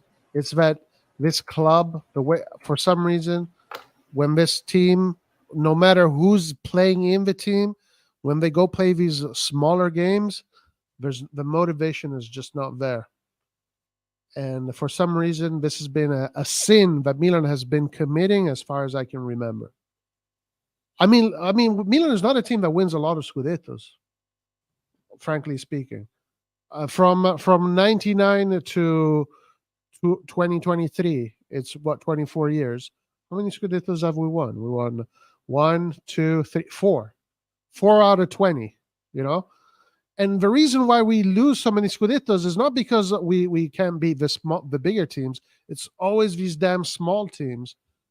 It's always the same issue. If this Milan can figure that out, I'll be quite impressed. I just noticed that you did stick to your prediction from before this season, man. All right. I was just looking at Roy's prediction. Okay. Yeah. All right. Got Andon you. is there. What's up, man? Do you want to Yo, give us what's your up, prediction, Andon? Yeah. I agree with that because the title is won against the smaller teams. The bigger teams, it's a derby, it's always 50-50. There were times when we were like terrible and managed to beat the derbies. There were times when we were a lot better, especially playing against Juventus with better teams, with everything, but still lose points there. So derbies won't have that big of a meaning. Even last year, Napoli won the Scudetto because Napoli crushed everybody. The smaller team. I'm talking about the smaller teams. So very important for now will be the because we play like 7 games in 21 days after the international break. If we manage somehow to get out of that period, okay, we're gonna have a very good chance for the Scudetto. But if we don't, that's gonna be a problem. So now it's up to Pioli to manage the rotations properly and to see if he learned because last year he had problems with the rotation. Sometimes one thing I don't want him to do right now, which he tried to do last season, is change the entire 11. Because if you do that, you're gonna have a lot of problems. You cannot do that. But if you manage, for example, to change, let's say 5, 6 at maximum, and leave the half of the team as it is, then I think he will be managed to do those games a lot better. And the thing is, as Vasil said a little bit earlier, now we are not just layout dependent. We can attack from the right, we can attack from the middle, we can attack from the left. It's because I know you guys also saw this. Also, now we have a lot more bodies in midfield. Even the fullbacks, they act as midfielders, not as fullbacks, but they always interchange and go act as an extra midfielders, which allows to happen for those triangles. But again, as I said, everything depends on now how Pioli will manage the rotation. Because now Pioli, for example, doesn't have the excuse, oh, I don't have the players to do so. Now he has the players to do so. If they're going to perform, but on that point, because I hear from a lot of people saying now Pioli does not have excuses; he has the players to perform. Let's go directly on the matter here. We're playing Inter the 16th, Newcastle the 19th, and 5 days later, I think or even earlier, 5 to 4 days later, we're playing Verona. Yes. What is the team you will play against Inter and the team against Newcastle and back Verona? So in a week time, 3 games. So what is your lineup? For Inter and Newcastle, I won't change too much. Maybe a couple of players, 1 or 2 players. Which one, the 2 couple of players you will change? You will take because the risk. There are reports that, for example, Chukwueze will start with the Inter because Pulisic will play like 3 days before and Jetpack and stuff like that. And also because Tomori has a red card, so he has to rotate in defense as well. He cannot play the same defense that he played last week. So to be clear, you will put Chukwueze instead of Pulisic on the derby, and of course Kalulu instead of Tomori. On Milan Newcastle, you will go with the best starting 11 we've seen in the last 3 games. Yes, but also in those two games, I would manage the substitution properly. So, for example, some of the players, because we have 5 substitutions on one but game, you don't know how change. the game goes. You don't know the game. You Of cannot course, plan that. but you still have those substitutions to use. Depends on how the game goes and how the result goes. First, in the first game against Inter, change 5 guys like 60, 70 minutes so they can be a little bit more rested for Newcastle. Yeah, And but against I'm Newcastle, trying. change I'm other. trying to have the conversation on something that we can control. That during Yeah. the game we cannot control because we will see that.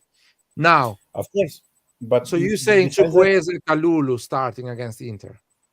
okay, If Pioli doesn't Yeah. get a result on that, would you blame Pioli? for that game, no, Yeah. because it's a derby. Everything can go left or right.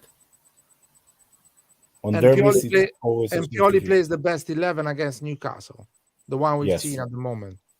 And Yes. Pioli doesn't get a result. Would you blame Pioli on that? Depends on how the game goes.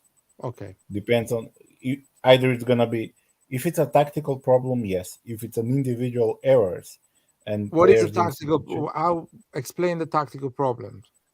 not what it not will be? making changes on time, keeping players too much on the field. That's one of the Okay. tactical errors. Or for example, as you said, if the game doesn't go his way, he needs to do something to change something in his tactics during the game.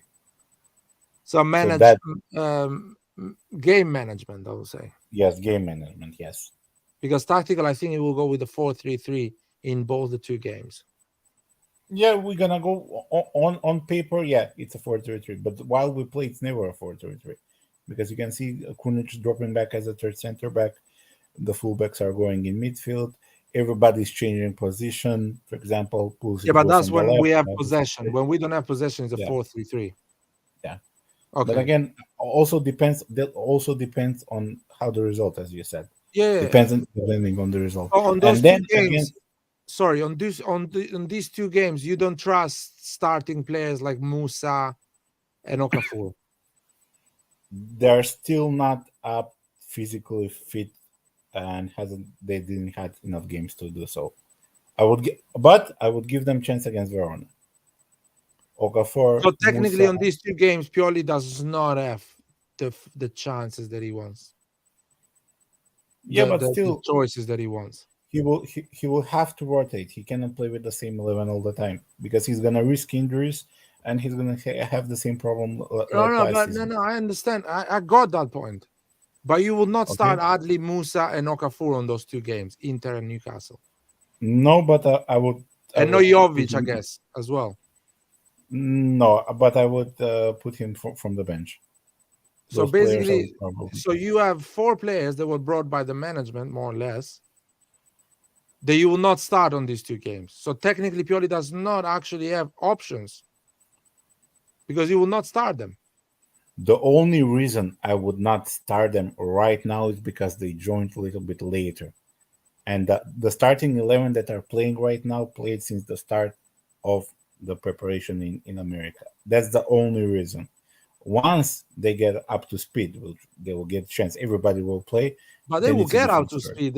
Chukwueze will play with Nigeria. Musa will play with USA. Jovic, I think, got called by Serbia. I think Jovic came too late, so that is technically coming so late. The management didn't give him the chance to have him available on the first games of the season. But that's another talk. So Musa Yeah, but and another thing- Okafor as well is going to play with the Swiss national team. They will get know. minutes. Yes, but another thing, there is no need right now to make drastic changes with the 11 that is already working and giving results. It's not that they are bad players, Okafor and Musa, but for now, right now, at the given moment, there is no need to change something that is actually working. That's why I'm saying the first rotation, bigger rotation, if I'm Pioli, I'm gonna do against the game against Verona. Okay, going to that game. Which are you will be thinking of a bigger rotation in that game? Which players we can see starting in that game that you will feel confident to go and win that game? I guess probably. I would play. Let's say I would play in defense. Probably Kiar is gonna start. I assume Kerr will start, and one of I think Tomori can do another game because he will be rested. Yeah, he will be rested. Yeah. Well, Kerr with Tomori probably. I don't know what Pioli will do with rotation of left back. I think Theo will need to get some rest. Probably Florenzi on that side. In midfield, I assume because Rangers is the type of player that can withstand a lot of. What about the right back? You didn't tell me the right back. Can Oh, right Calabria back. play? Sorry, Calabria right played 3 back. games in a row. Right back, probably Kalulu. I would play Kalulu in that position. So you will rest Calabria. You will play Calabria, Inter, and Newcastle, and rest him with Verona. Yes. In midfield, I would change. I would give Musa a chance and Adli. Musa Adli. So we are 5 players at the moment. Yes. 5 changes. And in attack, I would put either I would start Jovic or start Zero, but change them at halftime. So there will be no bigger rotation, more than 6 players. And because if Chukwueze plays against Inter, I think Pulisic can play that game. I would play Okafor on the left. So Okafor, Giroud, Pulisic at the start, and I think the second half put Chukwueze, Leao, and Giroud, and Jovic, depends on how the game goes. So at this point, So that's 6 there players. is on our best starting 11. Those are 6 players. Yes. So if Pioli does 6 changes, more or less what you're saying,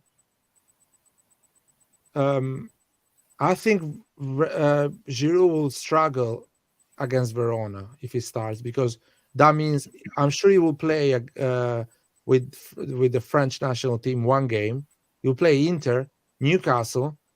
At the Verona game, he needs to rest. But let's say he starts because he's experienced and he can manage himself. Yeah, I think these choices will struggle against Verona, in my opinion. We will win. If we win, we will win ugly. I mean, I'm not saying that we're gonna play some beautiful football, but also we said that about this team that they're playing right now. I didn't expect, for example, Rangers and Ruben Loftus to play as good as they have. I expected even in the first 3 games for us to struggle, but Pioli found a way how to make it work. So again, speaking about Giroud, I think Pioli will manage a lot better Giroud. He won't play him 90 minutes, not in the derby or with Inter. You mentioned Adli, so if he decides to put Pobega, you will not be happy with that. You want Adli. No, I'm okay. Even Pobega played a good game when he played, when he came out. So you put them at the same level in terms of picking, order. I mean, I put Adli because Adli is, as Pioli said, natural substitution for Krunic. So we will have Krunic starting against Inter and against Newcastle. Probably Krunic will not finish those games because usually he gets a yellow card. Maybe he can manage to play against Verona again because he will not play full game against these teams. I'm worried about Theo. Theo will play both the 2 French games, Inter, Newcastle. That is 4 games, plus the 3 he's already played. I'm worried about Theo, I'll be honest. But you say that you will bench him against Verona, which he will come gassed against Newcastle. Yeah. Hey guys, I have a question. Did Rangers get called up? Yes, he did. Wow. I think it's his first time being called up to the national team, isn't it? There was a video on Dutch YouTube for the national. He said he's so happy at Milan and stuff like that. But for the left back position, as I said, probably Pioli will play Florenzi. Also, Pellegrino can play as a left back. I just don't know how Pioli will integrate Pellegrino into the team. That's another question mark. I just want to see how he will put him. I'll be honest with you, this team against Verona, we are already. It's gonna be a Pioli out at that point. In my opinion. People will not people will say, yeah, Leao should have played another game, not Okafor. The people will start coming. I don't think Pioli will do such a massive change against But Verona. he has to because he plays like 3 games in 7 days. If he doesn't, he's risk injuries. Yeah, but Leao will be one of them that he will. Maybe he can rest Leao, like let him not finish a game, so play 65, 70 minutes. But probably he will start Leao. And by the way, I'm honestly worried about the Verona game. I'm worried because it's not a problem losing against Inter and Newcastle. It can happen, you know. You will have a fight, and I mean, San Siro, Newcastle, you hope to get at least a point. You're fighting against Newcastle for that second place. The derby is a derby. We always want to win it, or at least not lose it. So the Verona, we will come at the Verona game, or extremely happy, or we have to win this game. So I don't know how Pioli will behave in that situation. The names you mentioned, they can work, or you can look ugly, disjointed.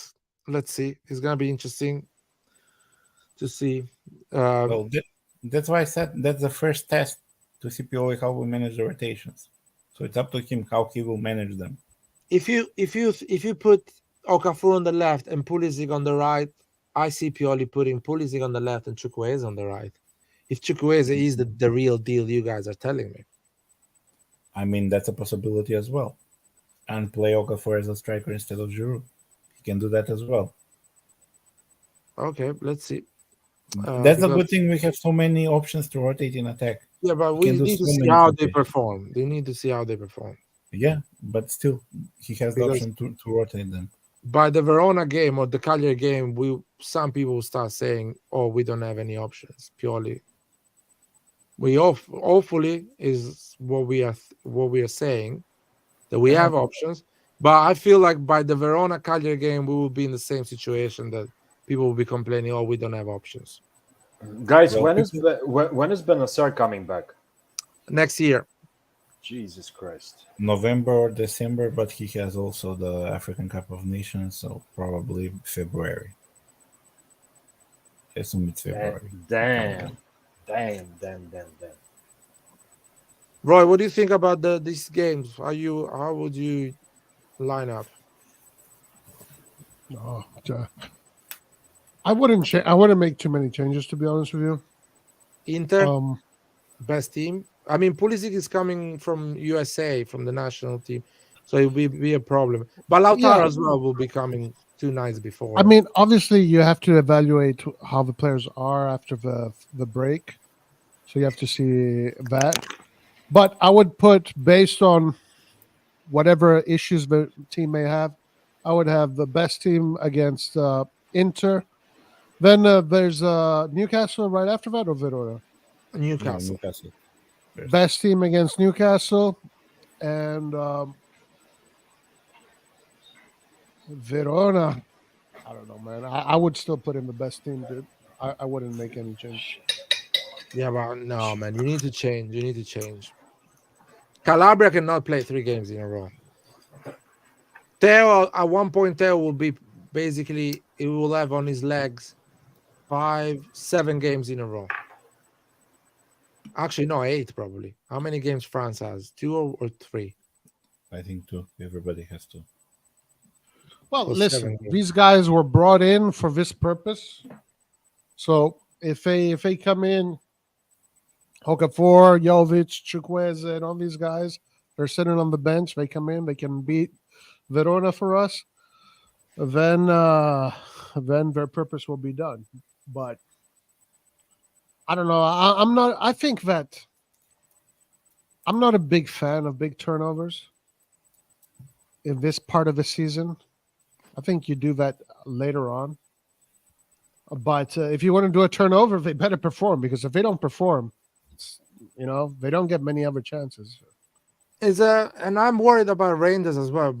That means Rangers will play a lot of games as well. At least the guy runs a lot, and I think he can do 3 games in a row. I don't know how much he will play with the national team. That's it gets tiring after that. He has already 3 games. If he plays both of them of the national teams, I hope he gets a rest with the national team. So because we need him, Inter and Newcastle for sure, 2 games in a row, and probably Verona as well. But I don't know. It's tough. What happens after Verona? We play Or is Cagliari. Cagliari straight away, and like Lazio. 3 days after or something like that? So the schedule is Verona, Inter, Newcastle, Verona, Cagliari, Lazio, Borussia, Genoa, and after that there is another international break. Which after that we'll play Juventus, PSG, Napoli. That's amazing. I We think got- that's when I say that we will lose point on this situation, on these moments, those 2 runs. The first run every 3 days playing, and the other one. Of course, other teams as well will lose points. It's not. I'm saying that, but we will see if this depth is actually effective enough or not. That will be a good test. Will be a good test for Krunic to see how many games he can play. What do you think so far about Krunic? Well, the same thing that I've been thinking about him the last 2 years, man. A good squad player. He's a good squad player. He does the job for whatever Krunic is, Expectations are low for Krunic, so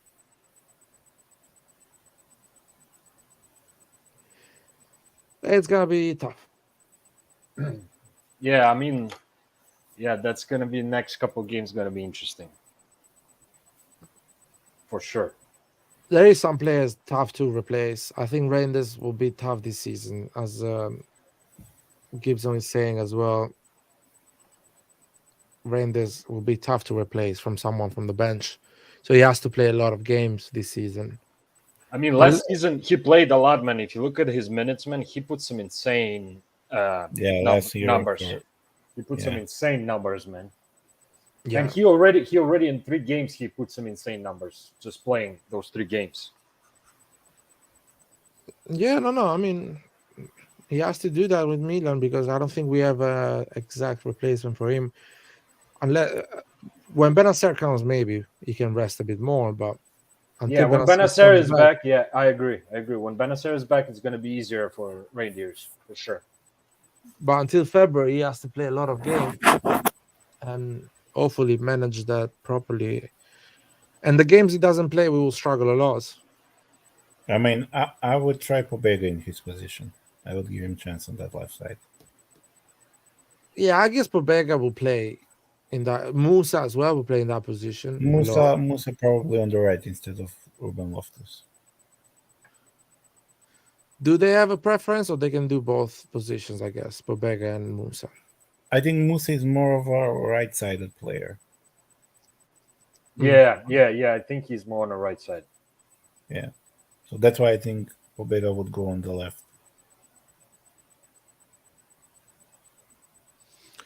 Let's see. It's gonna be.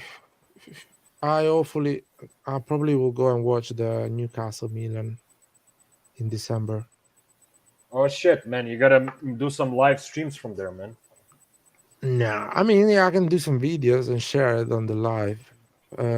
Yo, Newcastle does not worry me one bit. Don't say that. One bit, like. That's fine. Okay. Milan PSG, maybe I'll go and watch that. Unfortunately, I'm not gonna be able to watch PSG Milan because let's see how much it's gonna cost a ticket. Because the train is cheap to go to Paris. It's not expensive. But they have a small stadium over there, man, in PSG. So who knows if they might even have tickets, man. But no, it's not so small. It's just it's a crap stadium. There's a lot of distance between the pitch and the stands. Yeah, I never liked that stadium, to be honest, man. I'm not excited to go there. Spend a lot of money to be far away from the pitch. And then you'll be surrounded, bro. Oh yeah, French supporters are quite aggressive. That's true. Yeah, they are definitely not the pleasant ones, man. No. And the law doesn't give a shit, so I will be fucking destroyed there. Make sure you find some Eastern European brothers, man, out there, man, to help you out, man. Yeah, to fucking kill me as well because they're gonna No, be bro, PSG no. fans. No, bro, No. not in that sense, man. No, no, no, Oh, no, no. Milan fan. You're talking about Yeah, Milan yeah, fan. yeah, yeah. Milan, or maybe even like, I don't know. Like, do you have any friends in England that go with you to watch football with you? No. The Newcastle one, I have some friends that support Newcastle, Okay. and it's quite strict. The rules are quite strict in England, so I'm definitely protected here. No one really is aggressive or. Yeah, they changed a lot, man, since the 90s and the 80s, man, for sure. England did a great job, man. Yeah, I have to give them that credit, man, for sure. Excellent. that's a good point. Lab Gorilla says he sees Pobega more of a Krunic substitute in front of the defense. Can be, yeah. I can see actually Adli start playing some minutes.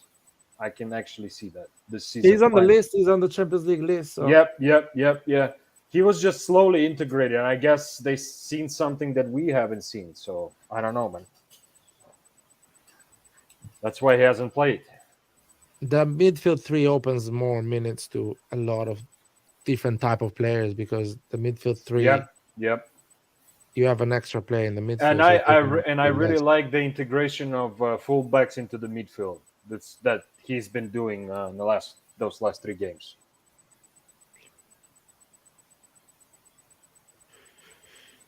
Krunic with Adli, yeah, probably we'll see Adli play some minutes. I think now Pioli is finally managing to do what he tried to do last season. If you remember the games where nobody knew their position, I think now he's doing it properly.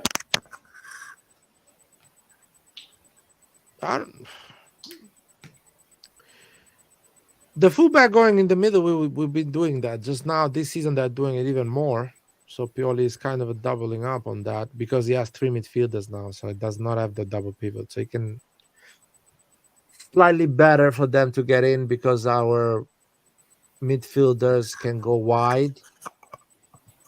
So I kind of interchange, but let's see. But also we have Italy, you find out pretty quick. They understand quick and they find solutions to stop. But also the thing is, we have more physicality in our midfield. We have bigger players, so that helps a lot as well. They can carry the ball. Let's see. We had some good tactical. To be honest, we were calling from that 3 in the middle last year. All year. Everybody was calling for that. Yeah. All year along, man. That's what you've been trying to say. All year along, we were calling for those 3 midfielders. Yeah, hopefully they're good at defending against Inter because Inter has a lot of wide players that open the game. Let me tell you this, Laird. Just a quick assessment on some opinions that I formulated, etc., etc. So when it comes to the football, I think they overexceeded my expectations in these first 3 games. Well, not so much in the first game or the second game, but the third game. And they're playing well with the ball. I think some people are exaggerating how well they're playing, but they are playing well, better than I thought they would play. So that's definitely a positive. Like the midfield is they're finding each other. They're playing good football. They're doing triangles, good movement. But Milan continues to be an easy team to penetrate. Roma penetrated us quite easily, even in the first half. It's just that they didn't have anybody up top to do anything. El Shaarawy, Belotti just don't have the ability to go through Ciao and those guys. But as soon as Lukaku came in, saw how Lukaku was holding that ball, keeping Ciao behind him and allowing the team to come up. Spinazzola just dribbling people for fun. And but that's also because we were missing a player. There was a lot more space, a lot more open space. Yeah, that too. But also against Bologna, we conceded a lot of possession, penetration, even against Torino. I think that it is evident that at a certain point, you see that there is a missing piece in that midfield, which is a strong defensive midfielder that brings in that defensive midfield energy. Kind of like, to give you an example, like Gattuso used to do. and I think that can be an issue. But I think that still is going to be an issue. Man, I have to tell you, man, players caliber of Gattuso, there's not many of those, man. That type of the intensity he was bringing into the game, man. It's not just his, determination. It's the intensity, man. Like he would bring, and people would fear him, man. They'll be afraid of him to play against him. Yeah. I mean, Yeah, of course, I'm not talking about a Gattuso, right? But someone like that, right? yeah. I mean, yeah, totally. Yeah. The issue I've seen that, especially with Bologna, was so evident. I was so scared when I saw the Bologna game. With Torino was much better, but I don't know if it was Torino that was more conservative in terms of football. And Roma was definitely super conservative the first half, so we didn't suffer that. So the real test would be with the Inter on that issue. If we will suffer that a lot with Inter, that means that we haven't solved that issue. To be less, to don't filter enough the defense.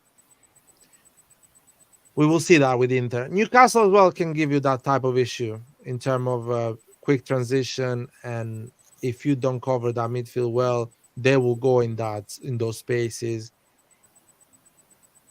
But San Siro is a alley, so and they are inexperienced, so we'll scare them a bit. We'll put them a bit. Is their first game in Champions League? They will be a bit, oh wow, what's going on here? And it's not like Newcastle has tons of players that they play for them that have Champions League experience, man. So Right. that definitely plays into our hand. No, Yeah. exactly. That plays in our hands. But you remember how good we played against Atletico? Yeah. I think we we're were going the to team with no Champions League experience, and we put Atletico in their place. No, for sure. I'm Atletico. not saying it's. I mean, it could be a tough game because they have some big boys in that team too, man. So it's gonna be a physical game, for sure. So my problem is that we were not the experienced team, and we were dominating Atletico the first half.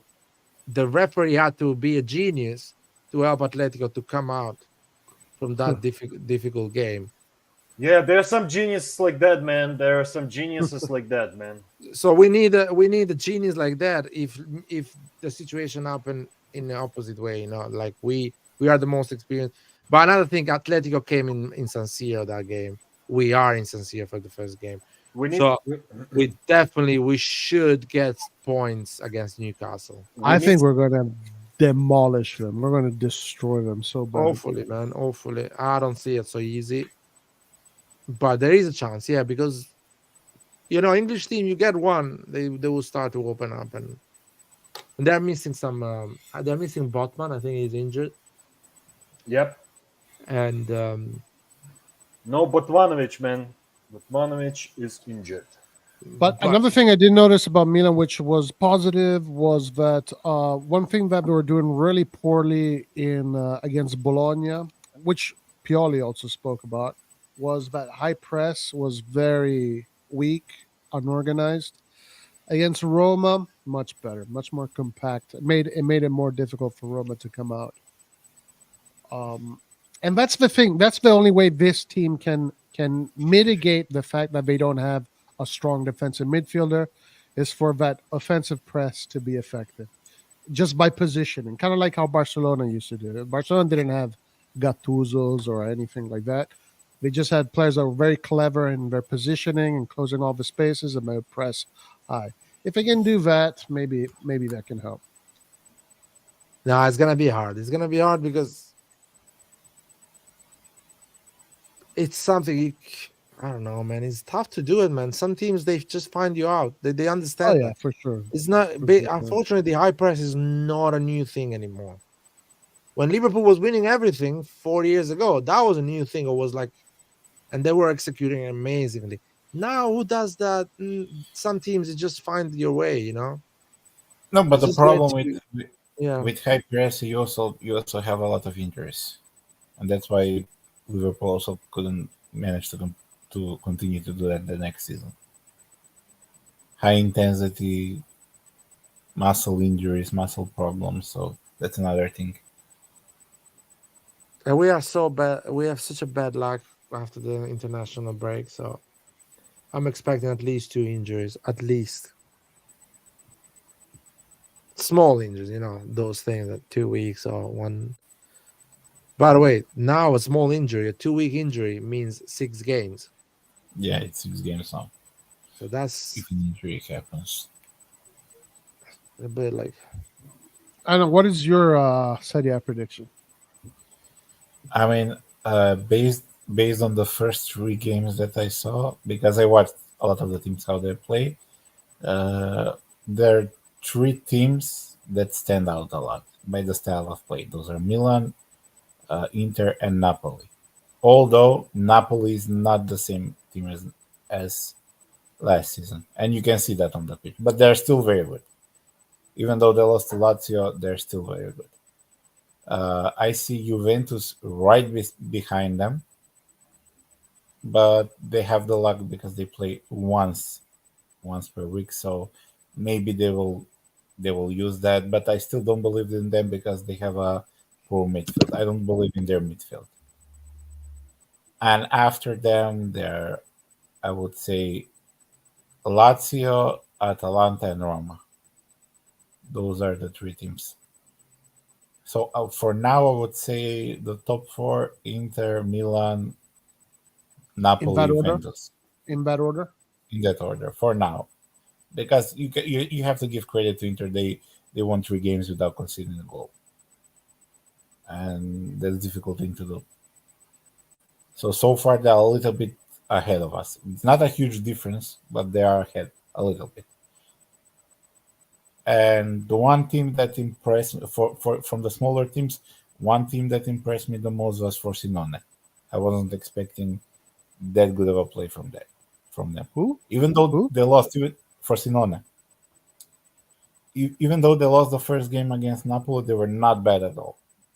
Who's this? Sorry. Frosinone. Frosinone. Frosinone. Yeah. The first game against Napoli, they lost, but they were not bad at all. And before the season, I saw them relegated, but now I can see them making like mid tables, something below mid table, like 13, 14 place. One team that I'm really disappointed is Fiorentina because I expected them a lot more from them because they got some good players, but they failed to impress. And Roma needs to fix the goalkeeper issue. I don't know what Mourinho is thinking and why he's so stubborn, but Patricio cost Roma a lot of points. If they don't fix that, they won't even make top 4. Hey, Andon, I want to add to surprise for me. It's a Lecce too, man. They're Yeah, looking Lecce as well. pretty good, man. I like their mean, fighting spirit. This season it will be very, very difficult for any team to win a title or top 4 because every team is good this season. You know They're playing who very is good. who is staying for me next season, Serie A is Genoa for sure. They're not going out.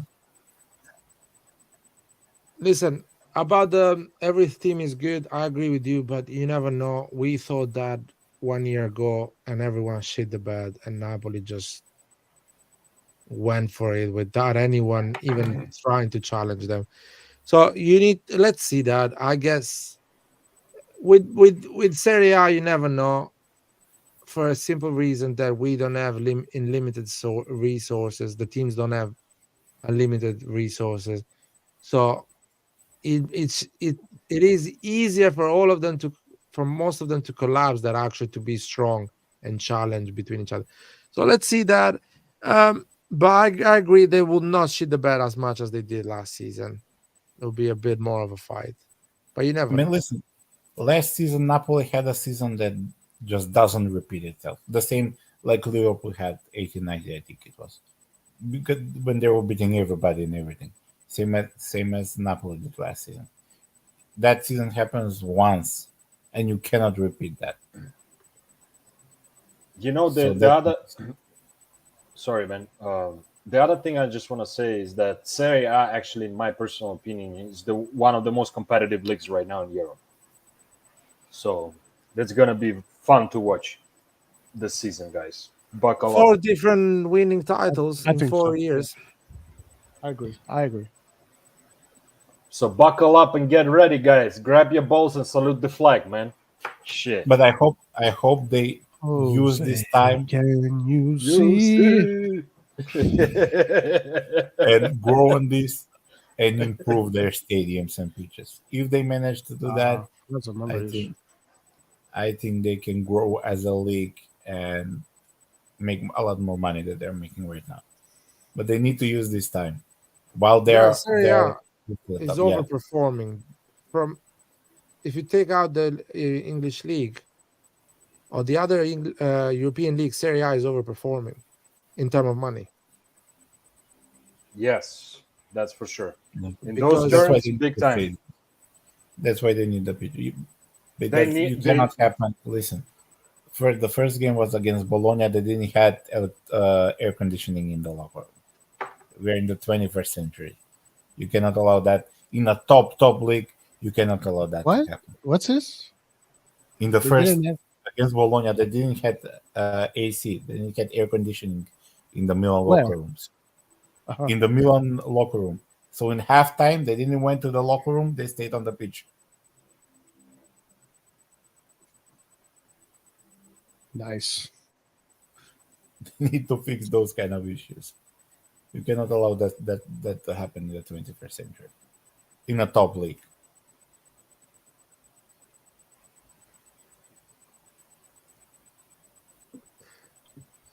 It's I like mean, the we need new 1930s. stadiums, but that's if Milan cannot build a new stadium, why Bologna should?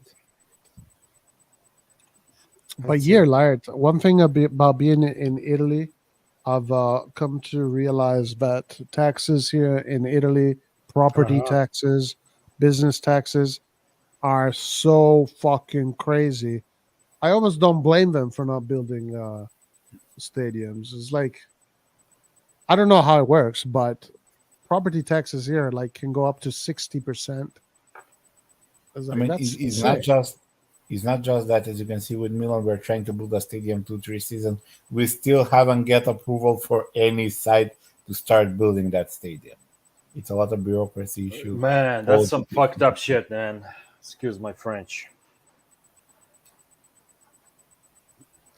Pardonnez-moi. Yeah. I didn't know you were fluent in French, Vasily. I just recently found out, bro. Just found out. Yeah, man. Just randomly, man. How is the good old USA, man? I'll be back soon. Is it still in one piece, Vasil? US and day, man? Of course, bro. Always, Yeah, it's man. still in one piece. Yeah, man. Serve and We're not- protect, man. That's what we do here, man. They're not killing each other yet, huh? Not yet, man. Okay, good. I'll be back soon. Yeah. Who is United States playing actually? I didn't check that out. Oh, Oman, and I don't know what was the other team. Oman. Oh my lord. So it's friendly. I think Yeah, it was because Oman. they are qualified to the World Cup. So Oh shit, it's in the United States. Oh fuck, I forgot about this shit, man. Jesus Christ, man. Oh shit, bro. that's fine, man. You have 40 years to remember, so don't worry. Thanks, man. You're giving me the timing, man. Actually, 3. Sorry, 3 years. I will remind you a month before it starts. Don't worry. I mean, everything in bro. the United States will remind you that. Don't worry. Well, technically it's Canada, US, and Mexico. Yeah. I just Oh, saw- first they play Uzbekistan, then Oman. Ooh, shit. are they playing Sharmuzdinov. around? Are they playing around Europe?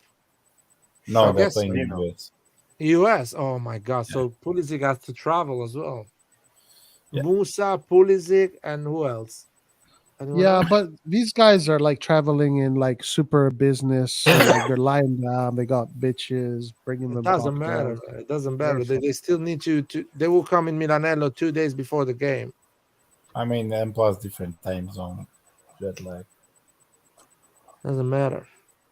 They will be playing, going to the private airplane. And by the way, that is a long fucking distance. So Shit, Actually, man.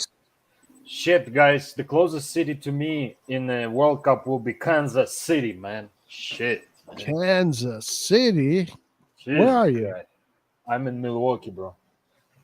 Oh, you're in Milwaukee. Yeah, bro. How long have you been there? Milwaukee, like 4 or 5 years, man. Yeah. Too long, man. All this time you were in Milwaukee? Yeah, bro. I love how you pronounce it, bro. This is some cool shit, bro. I didn't know, dude. Bro, you cracked me up, man. Yo, last time I was in Milwaukee, man, there was a Bro, I freaking, love it. I love this shit. Man. There was a huge snowstorm, and I was stuck in Milwaukee for like 3-4 days in a hotel. How long ago was it, man? 2 years ago? Shit, man. I was living here, bro. I didn't know you were there. Shit, man. If I knew, bro. Man, next time Yeah. you in the city, bro. Every just time holla, I bro. tour, I always play there. It's always a Bro. big city for metal. Bro, I mean, listen, my man. That's why you gotta let me know, man. When you in next time in town, man. Okay, guys, stop with the bromance here. That's close just this how it live. goes, America, man, bro. bro, We gotta do bro, the bromance, bro. man. Let's close this America. live because America, bro. America, bro. I need to go to sleep, Roy. Poor What Lord. time is it? And we cannot do long lives, man. Like, you are the one that likes to do these lives late. Fine, That's it's when- my fault. It's my fault. Fine, let's close it now.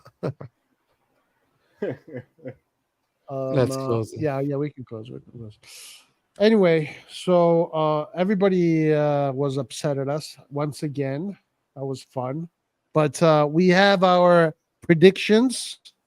Lart, Napoli. Me, I say Roma. Vasil says Milan. Andon says Inter. Let's see who's right. Let's see what happens. Make sure, as I said, guys, make sure you grab your balls and salute the flag, man. Check it out. Forever. See you later, Forever. guys. Ciao, Vasil. Ciao and Forza Milan. Later, guys. Forza Milan.